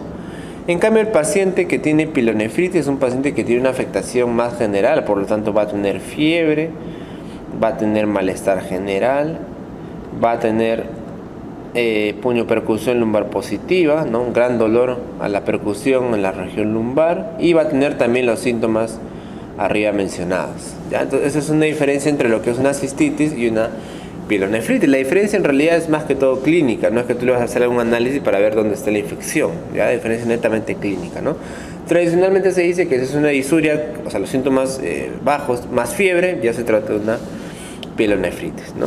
Aquí llamamos una ITU no complicada. Mira, la ITU no complicada es aquella en la cual se produce en una mujer que todavía no ha llegado a la menopausia, que no está embarazada y que no tenga alteraciones del tracto urinario, ¿no? Cualquier otra situación se trata de una ITU complicada, ¿ya? Cualquier otra situación se trata de una ITU complicada. O sea, una ITU complicada, por ejemplo, cualquier varón es infección urinaria complicada, ¿no? Varón. Si es posmenopáusica, infección complicada. Si está embarazada, infección complicada. Si tiene alteraciones del tracto, también, ¿ya? Entonces, la ITU complicada se presenta en todas las demás situaciones, ¿sí?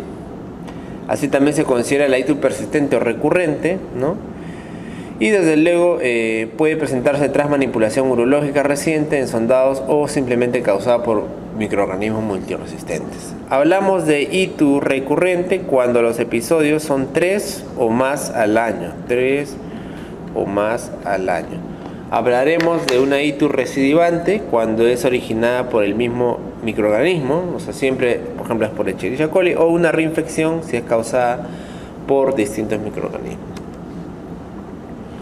Mayormente los síntomas que vemos acá, ¿no? Por ejemplo, este es un cuadro que me muestra lo que es la bacteriuria asintomática, ¿no?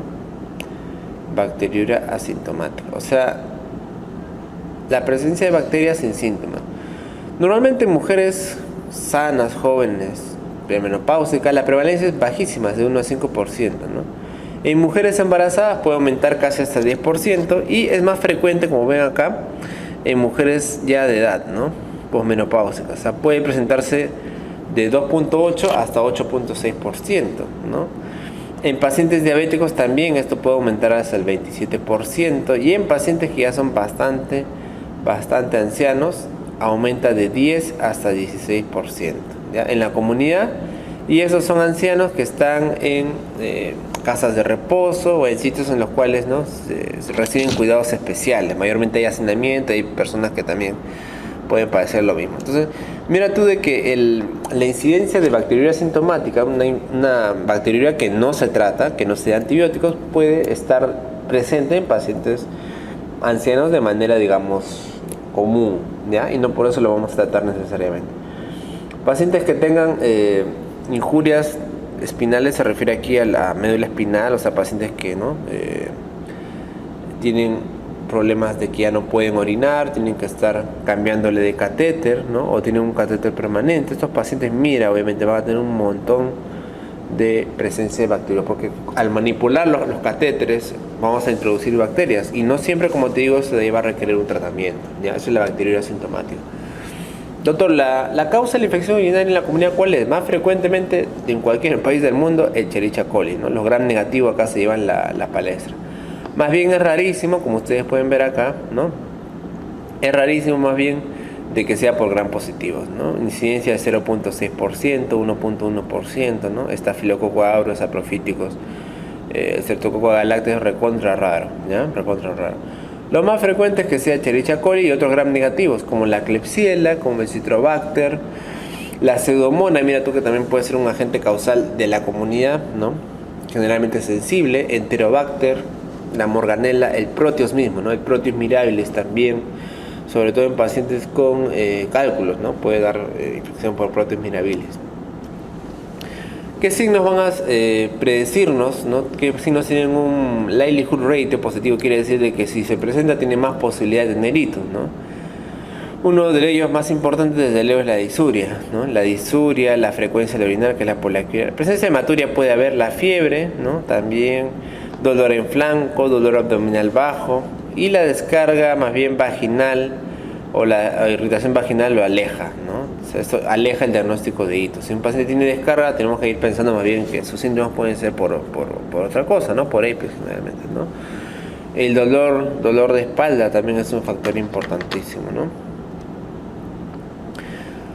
Para hacer la recogida de la muestra de la orina de manera correcta, normalmente deberíamos, en mujeres, no hacer una separación de los labios mayores adecuada, retracción de la piel del prepucio en varones. Obviamente no, la muestra no la vamos a tomar con el prepucio totalmente, ¿no?, cerrado, más bien tenemos que abrirlo, hay que retraerlo, y se utiliza la primera orina de la mañana, que es la mejor muestra. Además vamos a obtener el chorro medio, o sea, vamos a, por ejemplo, en el caso de las mujeres o de los hombres, ¿no?, orinas un poco, luego aguantas y luego otra vez orinas. Entonces, ¿cuál vas? El del chorro medio, ¿no? Porque obviamente el primer chorro puede llevarse la parte, algunas bacterias que están por ahí cercanas, y pueden crecer bacterias que simplemente son contaminantes, no están causando la infección.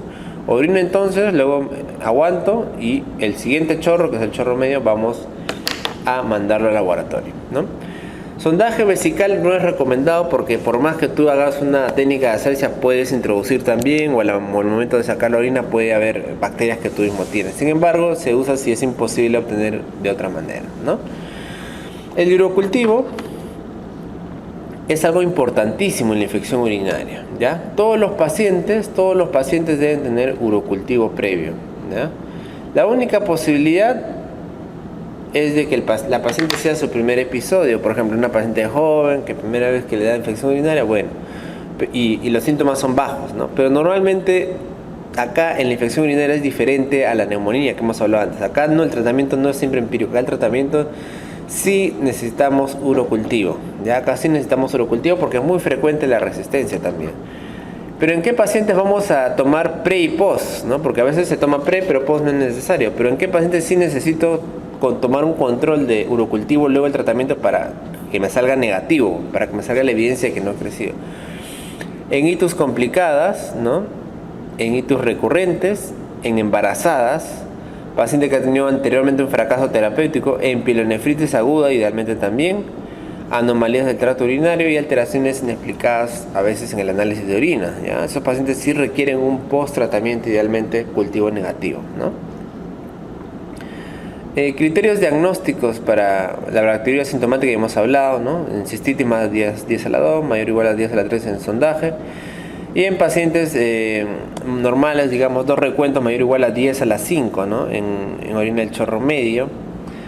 Un recuento mayor de 10 a la 5 en chorro medio en hombres y 10 a la 2 en pacientes que ya tienen sondaje, ¿no? Acá sí tiene que ver el nivel, ¿no?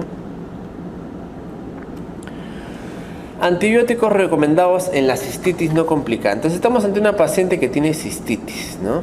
Mira, es una paciente que solamente tiene signos bajos, ¿no? Disuria, le hemos sacado un examen de orina, me sale leucocituria, ¿ok? Me salen los nitritos positivos, que también es un análisis importante. Entonces, si es una paciente con cistitis no complicada, ¿no? Normalmente puedo utilizar nitrofurantoína, que es el medicamento obviamente más ligero, por decirlo así, ¿no? 100 miligramos cada 12 horas por 7 días. Otros regímenes, por ejemplo, es la ciprofloxacina, que solamente se da por 3 días. Ciprofloxacina 500 miligramos cada 12 horas por 3 días. Entonces, una paciente joven, como te digo, que no ha tenido muchos, que ha tenido primer episodio de infección urinaria, le da ciprofloxacina a ojos cerrados y tranquilo nomás, ¿ya? El cotrimoxazol también puede utilizarse, ¿no? La nitrofurantoína no lo usamos en pielonefritis, obviamente, solamente en cistitis. En mujeres mayores de 50 años tampoco, y tampoco se puede usar en pacientes enfermos renales crónicos, ¿no? El cotrimoxazol tenemos que saber que la resistencia sea baja en nuestro medio, y la ciprofloxacina, como te digo, es una alternativa muy, muy utilizada, ¿no? Cistitis aguda, no complicada, mujer joven que no está embarazada, no pedimos urocultivo, le damos... Estas son otras opciones. Ciprofloxacina, acá esta es una opción de lo que es la Sociedad Española. Me dice, puedo utilizar fosfomicina también. La fosfomicina es un medicamento en realidad bastante caro, ¿ya? Son bastante caros, me cubre también pseudomonas, pero en realidad ahorita está recontra caro, ¿ya? Podemos usar ciprofloxacina, ¿no? Cefixima también, o amoxiclavulánico, ¿no? Amoxiclavulánico lo usamos normalmente en embarazadas, ¿eh? Amoxicilina, ¿ya? En embarazadas, por ejemplo, no puedes dar quinolonas. Acá podemos darle a la embarazada amoxicilina, ¿ya? Si es una cistitis complicada, es embarazada, gérmenes resistentes, inmunocomprometido, ahí sí mejor es darle un tratamiento tras el urocultivo, ¿ya? O sea, acá preferimos tener el urocultivo y darle el tratamiento. Se trata de una cistitis, ¿no? Se trata de una cistitis que no le va a ocasionar problema séptico. Entonces podemos esperar el urocultivo y con eso ya le damos el tratamiento, ¿no? En varones normalmente hay que descartar uropatías obstructivas, ¿no? Prostatitis, ya saben ustedes obviamente que es frecuente, así que hay que tener en cuenta ver la próstata, ¿no? No se trata de una uropatía obstructiva. Tratamiento durante mayor o igual a 7 días, idealmente con quinolonas tras también urocultivo. Acá también idealmente es tener un urocultivo, ¿no? Si la paciente tiene recidiva a la primera o la segunda semana post tratamiento, debemos tratar según el antibiograma tras el urocultivo. Otra vez vamos a esperar acá idealmente el antibiograma.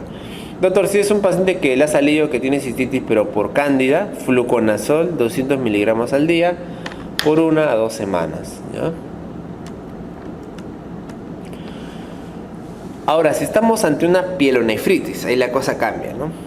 Si es una pielonefritis pero aguda, no complicada, o sea, una pielonefritis aguda no complicada, podríamos darle ciprofloxacina, 500 miligramos cada 12 horas por 7 días. También podemos usar la amoxiclavulánico, 850 miligramos cada 12 horas por 10 días. Y endovenoso también podemos darle ciprofloxacina o ceftriaxona, ¿ya? La ciprofloxacina tenemos que saber el nivel de resistencia. Acá normalmente en pielonefritis ya hay una resistencia importante, así que si es una pielonefritis, lo ideal podría ser utilizar ceftriaxona. Pielonefritis aguda no complicada, como decimos, y sin criterios de gravedad. Entonces, si hay una baja tasa de resistencia, tranquilo, ciprofloxacina. Si hay y no hay antibióticos previa, ¿no? Si hay áreas con alta resistencia, le tomamos el urocultivo primero, pero le podemos arrancar ceftriaxona, ¿ya? Ceftriaxona, que es lo que más utilizamos, ¿ya? Alternativamente puede ser ciprofloxacina o levofloxacina. ¿En qué pacientes vamos a hospitalizarles, ¿no? Que tengan pielonefritis? ¿Cuáles son los criterios de hospitalización? Mayormente pacientes que no puedan obviamente tomar por vía oral, en el cual el diagnóstico todavía no es muy cierto de la infección que yo estoy sospechando. Si sospecho que la paciente tiene sepsis o una enfermedad severa, si tiene obstrucción del tracto urinario, si ha progresado, eso es algo importante, ¿no? O sea, si progresó de una infección urinaria de una no complicada a una complicada, pues hospitalizar. En embarazadas también, el embarazo es un criterio de hospitalización, ¿no? O paciente que puede estar desarrollando insuficiencia renal. A veces la infección urinaria puede dar, es una infección, una insuficiencia renal, ¿no? Si estamos ante casos severos de pielonefritis no complicada, ¿no? Estamos ante un paciente que, por ejemplo, no puede tomar por vía oral, tiene síntomas sistémicos, tiene náuseas, vómitos, ¿no? ¿Qué podemos utilizar? Lo que hemos mencionado, las quinolonas, la cefalosporina tercera, aminopenicilina más beta-lactamasas, estamos hablando de, por ejemplo, ampicilina sulbactam, o también podemos usar aminoglucósidos, ¿no? Pero con menor todavía nivel de evidencia. ¿Cuáles son los medicamentos que recomendamos para la pielonefritis complicada, ¿no? Esto ya es una pielonefritis complicada, ya paciente más de 50 años, paciente posmenopáusica, paciente que tiene alguna comorbilidad importante o paciente que tenga una malformación, ¿no? ¿Qué utilizamos acá normalmente? Cefepime, ¿ya? Cefepime, 1 gramo cada 12 horas. Podemos utilizar piperacilina tazobactam, cuya dosis es 4.5 gramos que viene en la ampolla cada 8 horas. Imipenem cilastatina, la ampolla viene de 500, podemos dar 500 miligramos cada 6 horas. Ertapenem, 1 gramo endovenoso cada 24. Estos de acá son los más utilizados, ¿ya? Para pielonefritis complicada aguda. Entonces, pielonefritis aguda con criterios de gravedad y estabilidad hemodinámica. Si es una comunitaria y sin riesgo de uropatógenos productores BLE, podemos usar tranquilamente ceftriaxona, ¿no? Amoxicilina cioclavulánico también es una opción. Si es alérgica a beta-lactámicos, podemos usar Aztronam. Si es una pielonefritis aguda comunitaria y con riesgo de BLE, pues ahí obviamente tenemos que cambiar a lo que son los carbapenems, ¿no? Podemos usar ertapenem. Si es una infección, una pielonefritis, pero no comunitaria, sino nosocomial, ahí tenemos que usar siempre medicamentos que cubran pseudomonas. ¿Está bien? ¿Cuáles, doctor? Cefepime, ceftazidima, piperacilina tazobactam, más menos podemos agregarle amicacina, ¿ya? Alternativamente podemos usar imipenem también, obviamente, o meropenem también, usando o no amicacina. Si es alérgico a los beta-lactámicos, ya saben ustedes que podemos contar siempre con el Aztronam. En embarazadas idealmente usamos también Aztronam. Entonces, para infecciones urinarias nosocomiales siempre tenemos que usar medicamentos que curan pseudomonas. No podemos usar, por ejemplo, ahí ceftriaxona sola, ¿ya? Tenemos que usar medicamentos que cubran pseudomonas. En el caso de las pielonefritis que son candidásicas, ahí vamos a usar una dosis ya no de 200, sino de 400 miligramos al día y por 2 semanas. ¿No? En pacientes que estamos usando ya que usamos estos medicamentos, podemos completarle incluso hasta 2 semanas de tratamiento. Paciente, en cambio, que tenga pielonefritis, pero que le lleve una sepsis grave o shock séptico. Es un paciente que viene con infección urinaria, pero está chocado, ¿no? Tiene una leucocitosis importantísima, tiene una leucopenia muy importante. Estos pacientes hay que cubrirle de manera empírica con carbapenems, idealmente. Imipenem o meropenem, y le puedo asociar amicacina o ampicilina, ¿ya? Alergia a beta-lactámicos, vamos a utilizar Aztronam también, y en embarazadas Aztronam. Este tratamiento sí debe ser mínimo por 2 semanas, ¿no? Hay que estudiar de todas maneras, como dice, hay patologías como uropatía obstructiva o si se ha formado quizás algún absceso en el riñón, hay que tener mucho cuidado, ¿ya? Paciente que tenga infección urinaria con sepsis grave o shock séptico, vamos a darle de frente carbapenems. En el caso de las candidiasis urinarias, que también se ven, ¿no? También en diabéticos, en mujeres, mayormente vamos a utilizar fluconazol, como dijimos, ¿ya? Fluconazol 200 miligramos, 400 miligramos en pielonefritis, ¿no? Una vez al día por 1 semana o 2 semanas podemos completarlo. Para el manejo de bacteriuria asintomática, normalmente se trata en algunas situaciones. ¿En qué situaciones se trata de la bacteriuria asintomática? Mujeres embarazadas, paciente que vea algún procedimiento urológico, ya por ejemplo previa resección prostática o algún tipo de intervención urológica. Actualmente no hay indicación de tratar en bacteriuria asintomática, en mujeres que no gestan, en diabéticas, en ancianos, por ejemplo, en lesiones medulares, ¿no? Paciente que no pueda controlar el esfínter, o en candidura asintomática tampoco, ¿ya? Candidura asintomática tampoco se trata, a menos que sea un neutropénico, que tenga manipulación urológica o que reciba un trasplante, ¿no? Que sea un paciente trasplantado. En ese caso quizás se puede tratar. Pero las bacterias asintomáticas normalmente se tratan en embarazadas y pacientes que va a ir a intervención urológica. En embarazadas ya sabemos que tenemos tratamiento de elección como la fosfomicina, podemos darle también cefalexina, cefadroxilo, o en paciente que va a ir a una resección prostática le tratamos normal con cualquier medicamento, ¿no? Con cetrazón le podemos tratar con cualquier medicamento, dependiendo del urocultivo. ¿Qué hacemos, doctor, para prevenir las infecciones urinarias, ¿no? Normalmente en pacientes hospitalizados como los nuestros, limitar los sondajes, solamente en casos estrictamente necesarios, ¿no? A veces nosotros tenemos, por ejemplo, pacientes que vienen con su sonda Foley, entonces ellos son bastante predisponentes a tener infecciones urinarias. Si es un paciente, por ejemplo, que vino con sonda Foley, pero solamente para controlarle cuánto orinaba diario, para llevar un recuento de la cantidad exacta, y ya no lo necesita, pues le tenemos que retirar, ¿no? Pacientes, por ejemplo, que tienen hematuria y requieren irrigación, ni modo, pero si en algún momento ya tenemos la indicación de no seguir dándole irrigación, le retiramos, ¿no? Paciente que se opera también, ¿no? Se va a operar, le ponemos sonda, ok, se operó todo bien, se retira la sonda, ¿no? Controlamos un día o dos. No es necesario que el paciente tenga, y eso obviamente es un factor de riesgo, ¿no? La retirada de la sonda lo antes posible. Preferencia el sondaje intermitente al permanente, ¿ya? Eso es algo importante también. O sea, si yo quiero sondarle por algún motivo, idealmente que sea intermitente, ¿no? De vez en cuando, no todo el tiempo esté permanente, ¿no?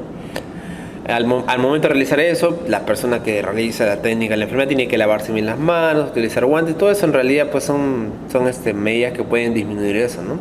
Cuidados básicos del catéter, limpieza de la zona proximal al meato uretral, etc.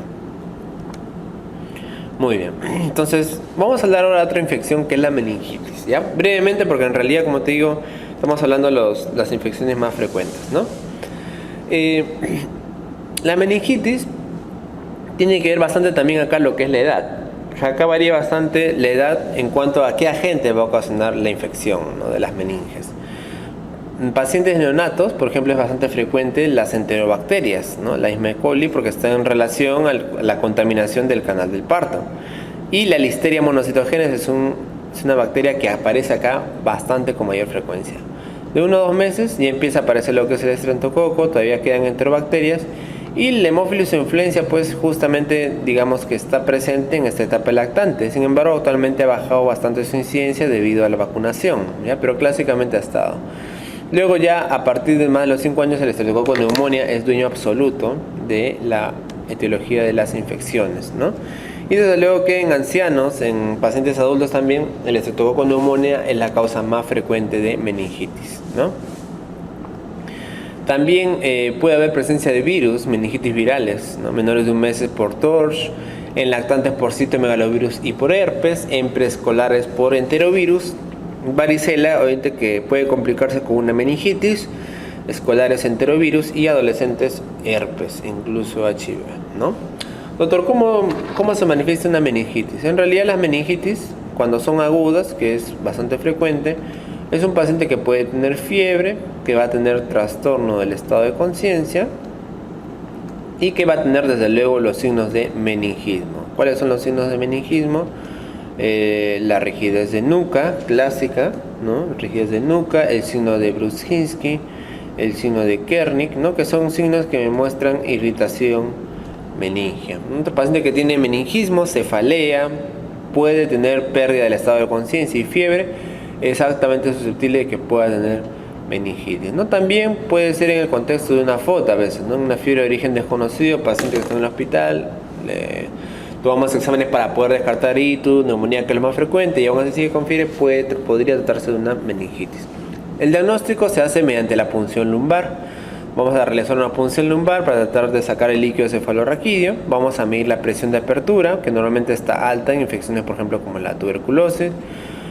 Realizamos el citoquímico y citológico, donde vamos a ver la cantidad de leucocitos, ¿no? Obviamente una cantidad más de 5 nomás ya es bastante sugestivo de meningitis, porque el líquido cefalorraquídeo es un líquido estéril.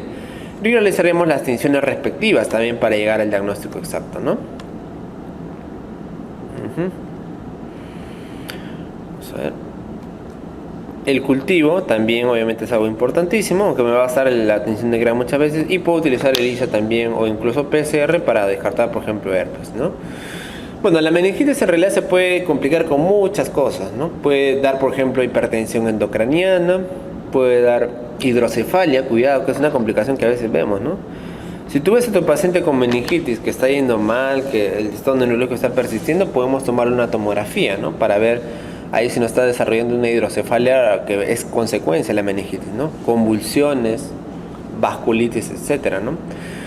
El síndrome de SIHAC también es una complicación relativamente temprana, ¿no? La secreción inapropiada de hormona antidiurética, hiponatremia, desequilibrios hidroelectrolíticos. Y entre las tardías, mayormente podemos tener la presencia de ventriculitis, ¿no? La misma hipertensión endocraniana también puede ser tardía, la epilepsia, absceso cerebral, empiemas subdurales, ¿no? Y también signos piramidales, signos cerebelosos, extrapiramidales, trastornos de aprendizaje, etcétera, son ya complicaciones tardías, ¿no? En cuanto al diagnóstico diferencial, mira, acá lo importante es esto, ¿no? El análisis del líquido cefalorraquídeo, ¿ya? Normalmente las infecciones bacterianas, que ya les he dicho que son frecuentes por estreptococo neumonía, que es la cosa más frecuente, normalmente vamos a tener presencia de polimorfos nucleares o neutrófilos y van a estar en gran cantidad, más de 1000 casi siempre. Va a haber una presencia alta de proteínas, a eso le vamos a llamar hiperproteinorraquia, cuando las proteínas están elevadas en el líquido cefalorraquídeo y la glucosa va a estar muy baja, va a estar disminuida. La presión de apertura puede ser también alta. En la tuberculosis, la presencia de leucocitos ya no va a ser de neutrófilos, sino va a ser de mononucleares, de linfocitos. Y aquí lo característico es que las células casi siempre no van a superar el nivel de 500. Las proteínas van a verse bastante elevadas también, va a haber una hiperproteinorraquia y va a haber también bastante, la glucosa va a estar muy baja. Cuando se trata de una infección viral, doctor, acá también la predominancia va a ser de mononucleares o de linfocitos. Acá las proteínas pueden estar normales o un poco altas, pero la glucosa es lo característico que suele estar normal. La glucosa suele estar normal, ¿ya? Entonces, con estas características, el líquido cefalorraquídeo, que es el análisis histoquímico, nos va a decir cuántas células hay, proteínas, glucosa.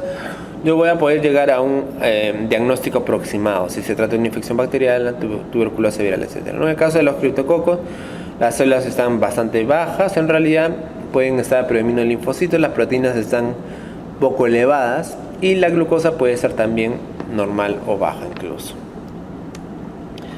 Otra cosa importante también es la tinción Gram. Entonces, idealmente a un paciente con meningitis, como es una infección recontra mortal, recontra peligrosa, vamos a darle un tratamiento pronto, ¿ya? Idealmente tenemos que hacer la punción lumbar, pero si yo veo que me voy a demorar demasiado, voy a demorarme más de 2 horas en hacerle la punción lumbar, le inicio nomás tratamiento antibiótico, ¿ya? Inicio tratamiento antibiótico. O sea, no es una prioridad. Si yo veo que me voy a demorar, le inicio nomás y luego ya le hago la punción lumbar.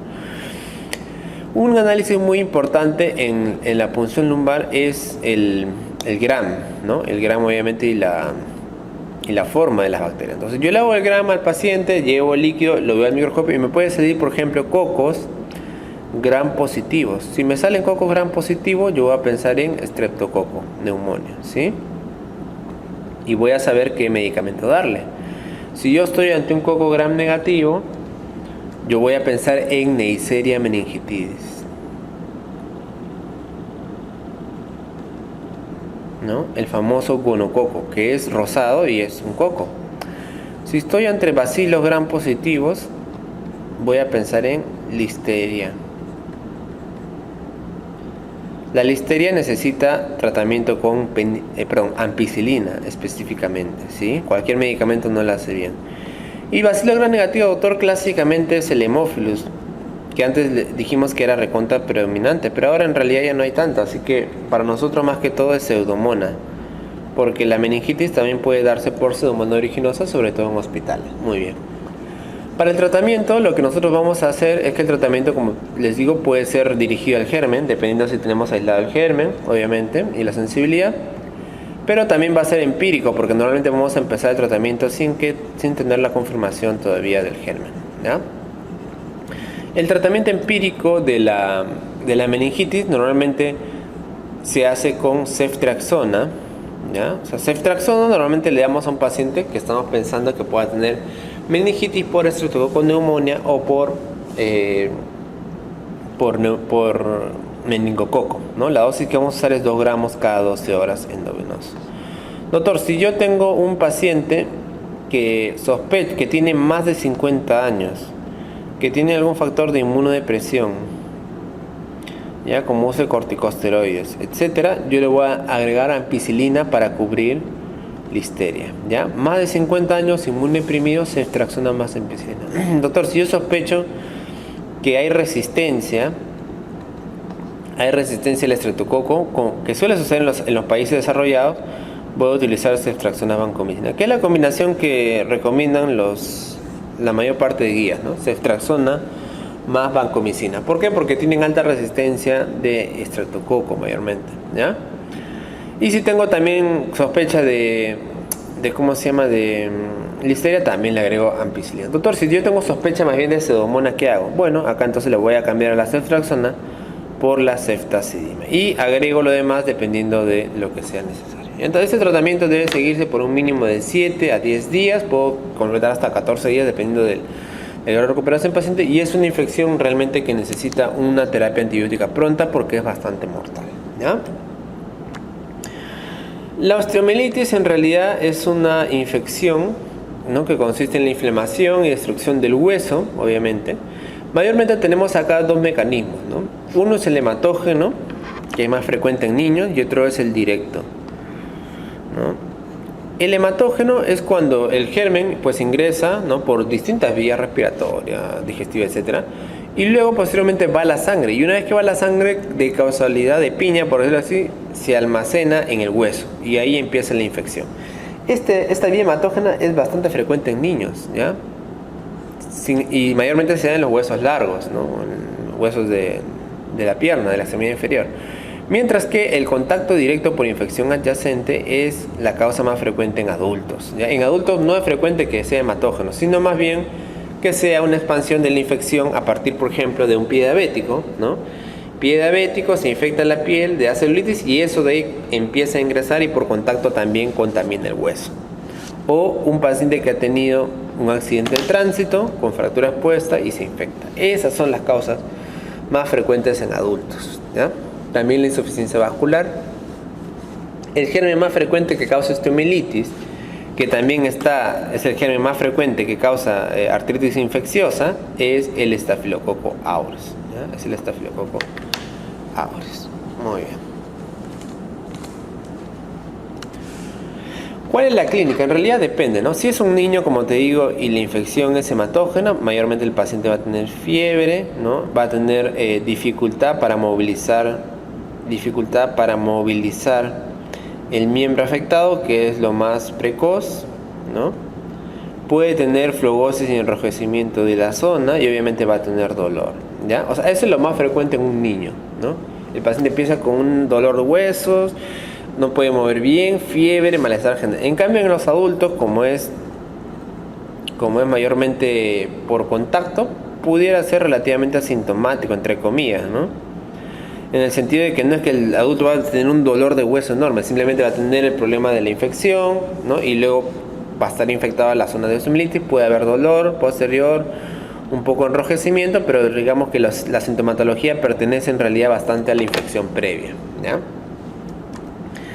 El diagnóstico de la osteomielitis también depende en realidad un poco de la edad, ¿no? Obviamente el gol estándar va a ser aislar al germen en la biopsia de hueso, ¿no? O sea, vamos a hacer la biopsia de hueso, lo vamos a cultivar y vamos a tener el cultivo del germen. Ese sería el gol estándar, ¿no?, que crezca el germen en el hueso. Sin embargo, tenemos que normalmente usamos la resonancia magnética como alternativa de elección, ¿ya? Porque la resonancia es un examen que me da resultados rápidos y que sobre todo me puede evaluar también lo que es el tejido celular subcutáneo. Ya este de acá me va a evaluar el tejido celular subcutáneo, ¿no? Entonces me puede ver no solamente el hueso, sino también la ampliación al músculo o si se forman abscesos, ¿no? En los niños también tradicionalmente se usaba lo que es la gammagrafía, ahora ya no se usa tanto, ¿no? Pero la gammagrafía ósea es un método diagnóstico que también me permitía ver, ¿no?, de la afectación del hueso y todavía es mucho más precoz, ¿no? Ya les he dicho que como en el niño el mecanismo es a través de la vía hematógena, es muy importante hacer el diagnóstico precoz. En cambio, en el adulto, como te digo, mayormente esa osteomielitis probablemente ha tenido días, ¿no?, de evolución, porque ha tenido contacto con la infección previa. Entonces, en el adulto usamos bastante lo que es la radiografía, ¿no? La radiografía en realidad me detecta infección a partir de los 7-10 días. ¿Qué quiere decir? Que si se ha infectado, imagínate, debe pasar 7-10 días para que recién hayan cambios en la radiografía. Entonces, eso normalmente no se espera en el caso de los niños, ¿no?, que es hematógeno. Pero en el caso de los adultos, ¿no?, que normalmente la infección, como te digo, ya la tiene a tiempo, entonces sí, normal 7-10 días la radiografía puede ser, ¿no? Otra cosa importante es que el monitoreo de las lesiones normalmente, o sea, de la osteomielitis, se hace con el hemograma y con el BCG y con el PCR, ¿no? Ya no es que yo voy a ver la radiografía y va a mejorar de un día para otro. Con el PCR y BCG yo voy a ver más o menos cómo va mejorando la lesión, ¿no? Otra cosa importante es, acá vamos a mencionar un poco lo que es la osteomielitis vertebral. Osteomielitis vertebral, también llamada espondilodiscitis. Espóndilo por el cuerpo vertebral y disitis por el disco, espondilodiscitis. Esta espondilodiscitis normalmente también es causada por Streptococcus pneumoniae, ¿no?, perdón, por Staphylococcus aureus, biogénica, bacteriana, pero tiene un diagnóstico diferencial importante con la tuberculosis y la brucelar, ¿no? La de tipo bacteriano normalmente la afectación es a nivel lumbar. En el caso de la tuberculosa normalmente afecta la unión tóraco-lumbar, ¿no?, en la región dorsal. Por eso es que, ¿no?, la tuberculosis mayormente es infección de las vértebras torácicas. Brucelas se da a nivel inferior, ¿no?, lumbar. A nivel del cuerpo vertebral puede haber destrucción, ¿ya?, del cuerpo mismo. En la bacteriana, en la tuberculosis puede haber un colapso severo, y en la brucela mayormente hay un respeto, ¿no? En el caso de, por ejemplo, el compromiso del disco, del espacio de los discos, o sea, entre cada vértebra, casi siempre está presente en el caso del piogénico. En la tuberculosis puede ser variable, ¿ya?, puede estar afectado o no. Luego el compromiso paraespinal, o sea, del músculo que está alrededor de la vértebra. Si en el caso del bacteriano hay presentes, normalmente son abscesos pequeñitos. En el caso de la tuberculosis son abscesos grandes, ¿ya? Estos son los que suelen ocasionar abscesos grandes, ¿ya? Abscesos grandes. Compromiso de varias vértebras. La tuberculosis puede comprometer varias vértebras a la vez, En cambio, en la bacteriana normalmente es una vértebra, ¿no? Son pocas. Una vértebra. Es raro que sean varias vértebras comprometidas. Igual en el caso de la brucela, ¿no? La deformidad en giba, obviamente, que afecta mayormente a la parte dorsal, pues obviamente se ve normalmente en la tuberculosis, ¿no?, que es el mal de Pot, ¿no? Ustedes ven, por ejemplo, huacos de la cultura mochica, van a ver ahí que hay varios huacos con giba. Eso es obviamente una giba tuberculosa, ya, por osteomielitis tuberculosa. Leucocitosis, desde luego, vamos a tener más frecuente en la de tipo bacteriana que en la tuberculosa. Y la historia también epidemiológica varía, ¿no? Tuberculosis, paciente que ha tenido quizás una clínica de tuberculosis, contagio con tuberculosis. Y en el caso de la brucela, obviamente, historia de relación a consumo de derivados lácteos, ¿no?, quizás sin pasteurizar o de procedencia dudosa, ¿no? Este es un paciente con columna vertebral normal, y mira, acá vemos un paciente con osteomielitis, ¿no? Acá vemos una afección mayormente de esta vértebra. Esta es una incidencia T2, en la cual vemos una afección de la vértebra, ¿no?, en este caso lumbar. Las resonancias es el mejor examen para poder hacer el diagnóstico. Y ya para el tratamiento, en realidad, también tenemos tratamiento empírico, ¿no?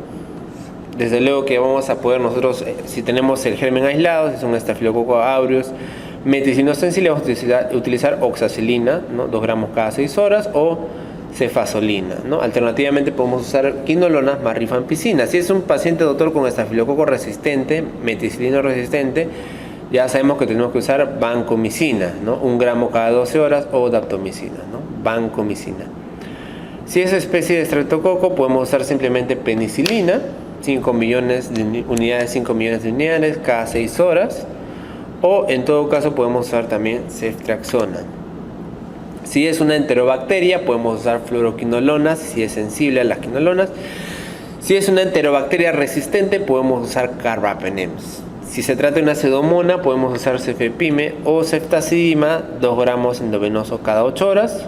Podemos considerar combinar con aminoglucósido de 2 a 4 semanas, ¿no? Mientras en el caso de los anaerobios, clindamicina, podemos usar 300-600 miligramos cada 6 o cada 8 horas, ¿no? El tratamiento en general de la osteomielitis, ¿no? Tiene que ser idealmente por 6 a 8 semanas, ¿ya? Se dice que mínimo debe ser de 4 semanas por vía endovenosa, o sea, paciente hospitalizado. Es uno de los tratamientos que más, obviamente, ¿no? Que demora más tiempo en darse, ¿no? Y eso se da mayormente porque el hueso es un tejido, pues obviamente que no tiene mucha vascularización, por lo tanto que llegue el medicamento no es tan sencillo en realidad, ¿ya? Y para tratamientos empíricos en los cuales no tengo el germen todavía, podemos usar ceftriaxona también y vancomicina, ¿no? Esta combinación que me cubre adecuadamente sobre todo Staphylococcus aureus, ¿no? Que es el germen más frecuente. Ceftriaxona más vancomicina. Una vez que ya tengo el cultivo, si todo está bien, ya le puedo variar, ¿no? A vancomicina, por ejemplo, solo. Cuando hablamos de celulitis, en realidad la celulitis es una infección, ¿no? De partes blandas, que en realidad, como ustedes pueden ver, llega a lo que es la epidermis y dermis, ¿no? Hay algunos nombres específicos, como el erisipela, el limpétigo, la foliculitis, que son infecciones que solamente atañen a la epidermis, mientras que el ectima, la furunculosis o la carbonculosis afectan a la dermis. La celulitis en realidad puede afectar a toda esta parte, a toda esta región, ¿no? Mientras que ya enfermedades como la fasciitis necrotizante afecta al tejido celular subcutáneo, y la mionecrosis ya incluso obviamente implica también daño del mismo músculo. ¿Cuáles son las bacterias que más ocasionan infecciones? Se les dice de la piel y de los tejidos blandos, ¿no? El Staphylococcus aureus desde luego es el más frecuente, ¿no? 44% es una muestra de Estados Unidos, pero desde luego que es bastante significativa, ¿no? A nivel mundial es Pseudomonas 11%, Enterococos también, E. coli, Enterobacter especies, y por acá ya tenemos los Staphylococcus coagulasa negativos, ¿no? Estamos refiriéndonos a las infecciones normalmente más comunes. El tratamiento que se usa en estos pacientes normalmente es como sigue, ¿no? Nosotros tenemos primero que ver, se trata de una infección de tejido blando, entonces infecciones de tejido blando, si es purulenta o no purulenta, ¿no? Con purulenta nos referimos normalmente a furúnculos, carbúnculos y sobre todo abscesos, ¿no? Si es una infección de este tipo leve, ¿ya? Normalmente lo que se hace es la incisión y el drenaje nada más, ¿no? Tú dirás, ¿cómo así, doctor? Claro, o sea, si estamos ante un absceso, ¿no? Ante un absceso, por ejemplo, acá en la orejita, o un absceso por acá, lo que se hace normalmente es una incisión y un drenaje y nada más.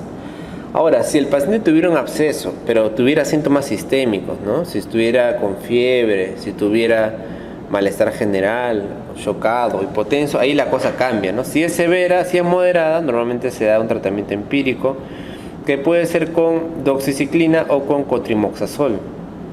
Si tenemos ya el aislamiento del germen, ya daremos, pues dependiendo, ¿no? Cotrimoxazol si es resistente, o si es sensible, simplemente dicloxacilina, ¿no? Que es la oxacilina, que es un medicamento que le va bien al estafilococo.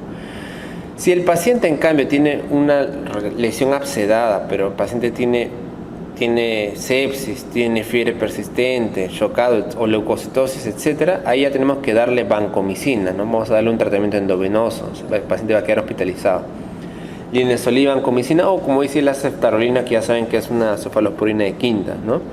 Y si ya tenemos el definitivo, pues ya veremos el tratamiento del estafilococo sensible, perdón, el estafilococo resistente o el estafilococo sensible, ¿no? Podemos darle cefazolina, clindamicina endovenoso si es sensible, o si es resistente le daremos vancomicina, pues obviamente, ¿no?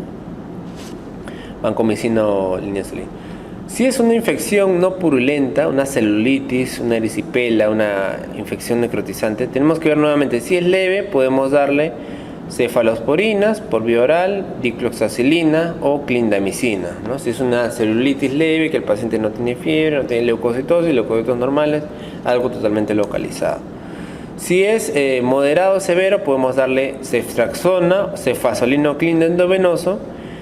Y si es severo, nosotros tenemos que ver obviamente si constituye una infección que realmente tenga que ser de debridad quirúrgicamente, si tiene necrosis, si es quizás una celulitis que ya ha afectado un poco profundamente el tejido, ¿no? Entonces ahí tenemos que ver obviamente la posibilidad de descartar un proceso necrotizante, y vamos a empezar desde luego con vancomicina agregado a piperacilina tazobactam, ¿ya? Vancomicina, piperacilina tazobactam. Luego de hacer el cultivo vemos obviamente si se trata ya de un germen, por ejemplo tipo Streptococcus. Si es Streptococcus podemos darle penicilina más clindamicina, ¿no? Penicilina más Clostridium, penicilina más clindamicina también, porque tenemos que cubrir necesariamente anaerobios. Y si es una flora polimicrobiana, podemos darle, por ejemplo, una combinación muy buena: piperacilina tazobactam más vancomicina. ¿Ya? Entonces, ante un caso de celulitis severa, idealmente vancomicina más piperacilina tazobactam, por lo menos hasta estar seguro.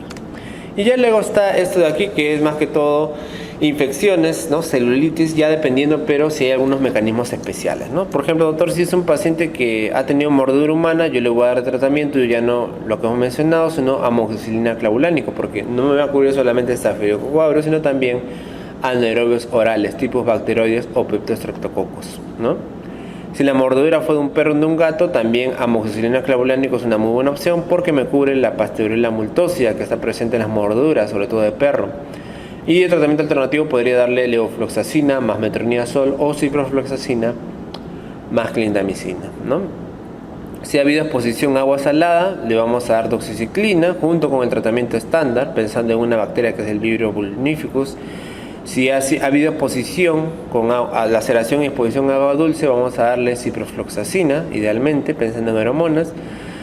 Si se da en un ambiente de ganaderos, de veterinarios o carniceros, tenemos que cubrir algunas bacterias y vamos a usar para ello amoxicilina o penicilina G, ¿no? Doctor, si el paciente es un paciente que tiene úlcera de pie diabético, ¿no? O sea, paciente con pie diabético, ahí la cosa cambia, porque tengo que pensar en bacilos gram negativos e incluso también pseudomonas. Por eso voy a utilizar mayormente piperacilina tazobactam, o también podría usar ampicilina sulbactam, pero idealmente usamos piperacilina tazobactam. Y los tratamientos alternativos, como ves tú bien acá, contemplan el uso de meropenem, ¿no? También posibilidad. Celulitis prebucal, por el hemófilo vamos a cubrir con ceftriaxona, y si es en la planta del pie también hay que tener cuidado con la pseudomonas y podemos dar ciprofloxacina. ¿Ya? Entonces ese es el manejo de las infecciones por celulitis tejido blando. Muy bien, hemos revisado las principales infecciones que ustedes van a enfrentarse en el hospital y los antibióticos respectivos. Nos encontraremos en otra ocasión. Muchas gracias.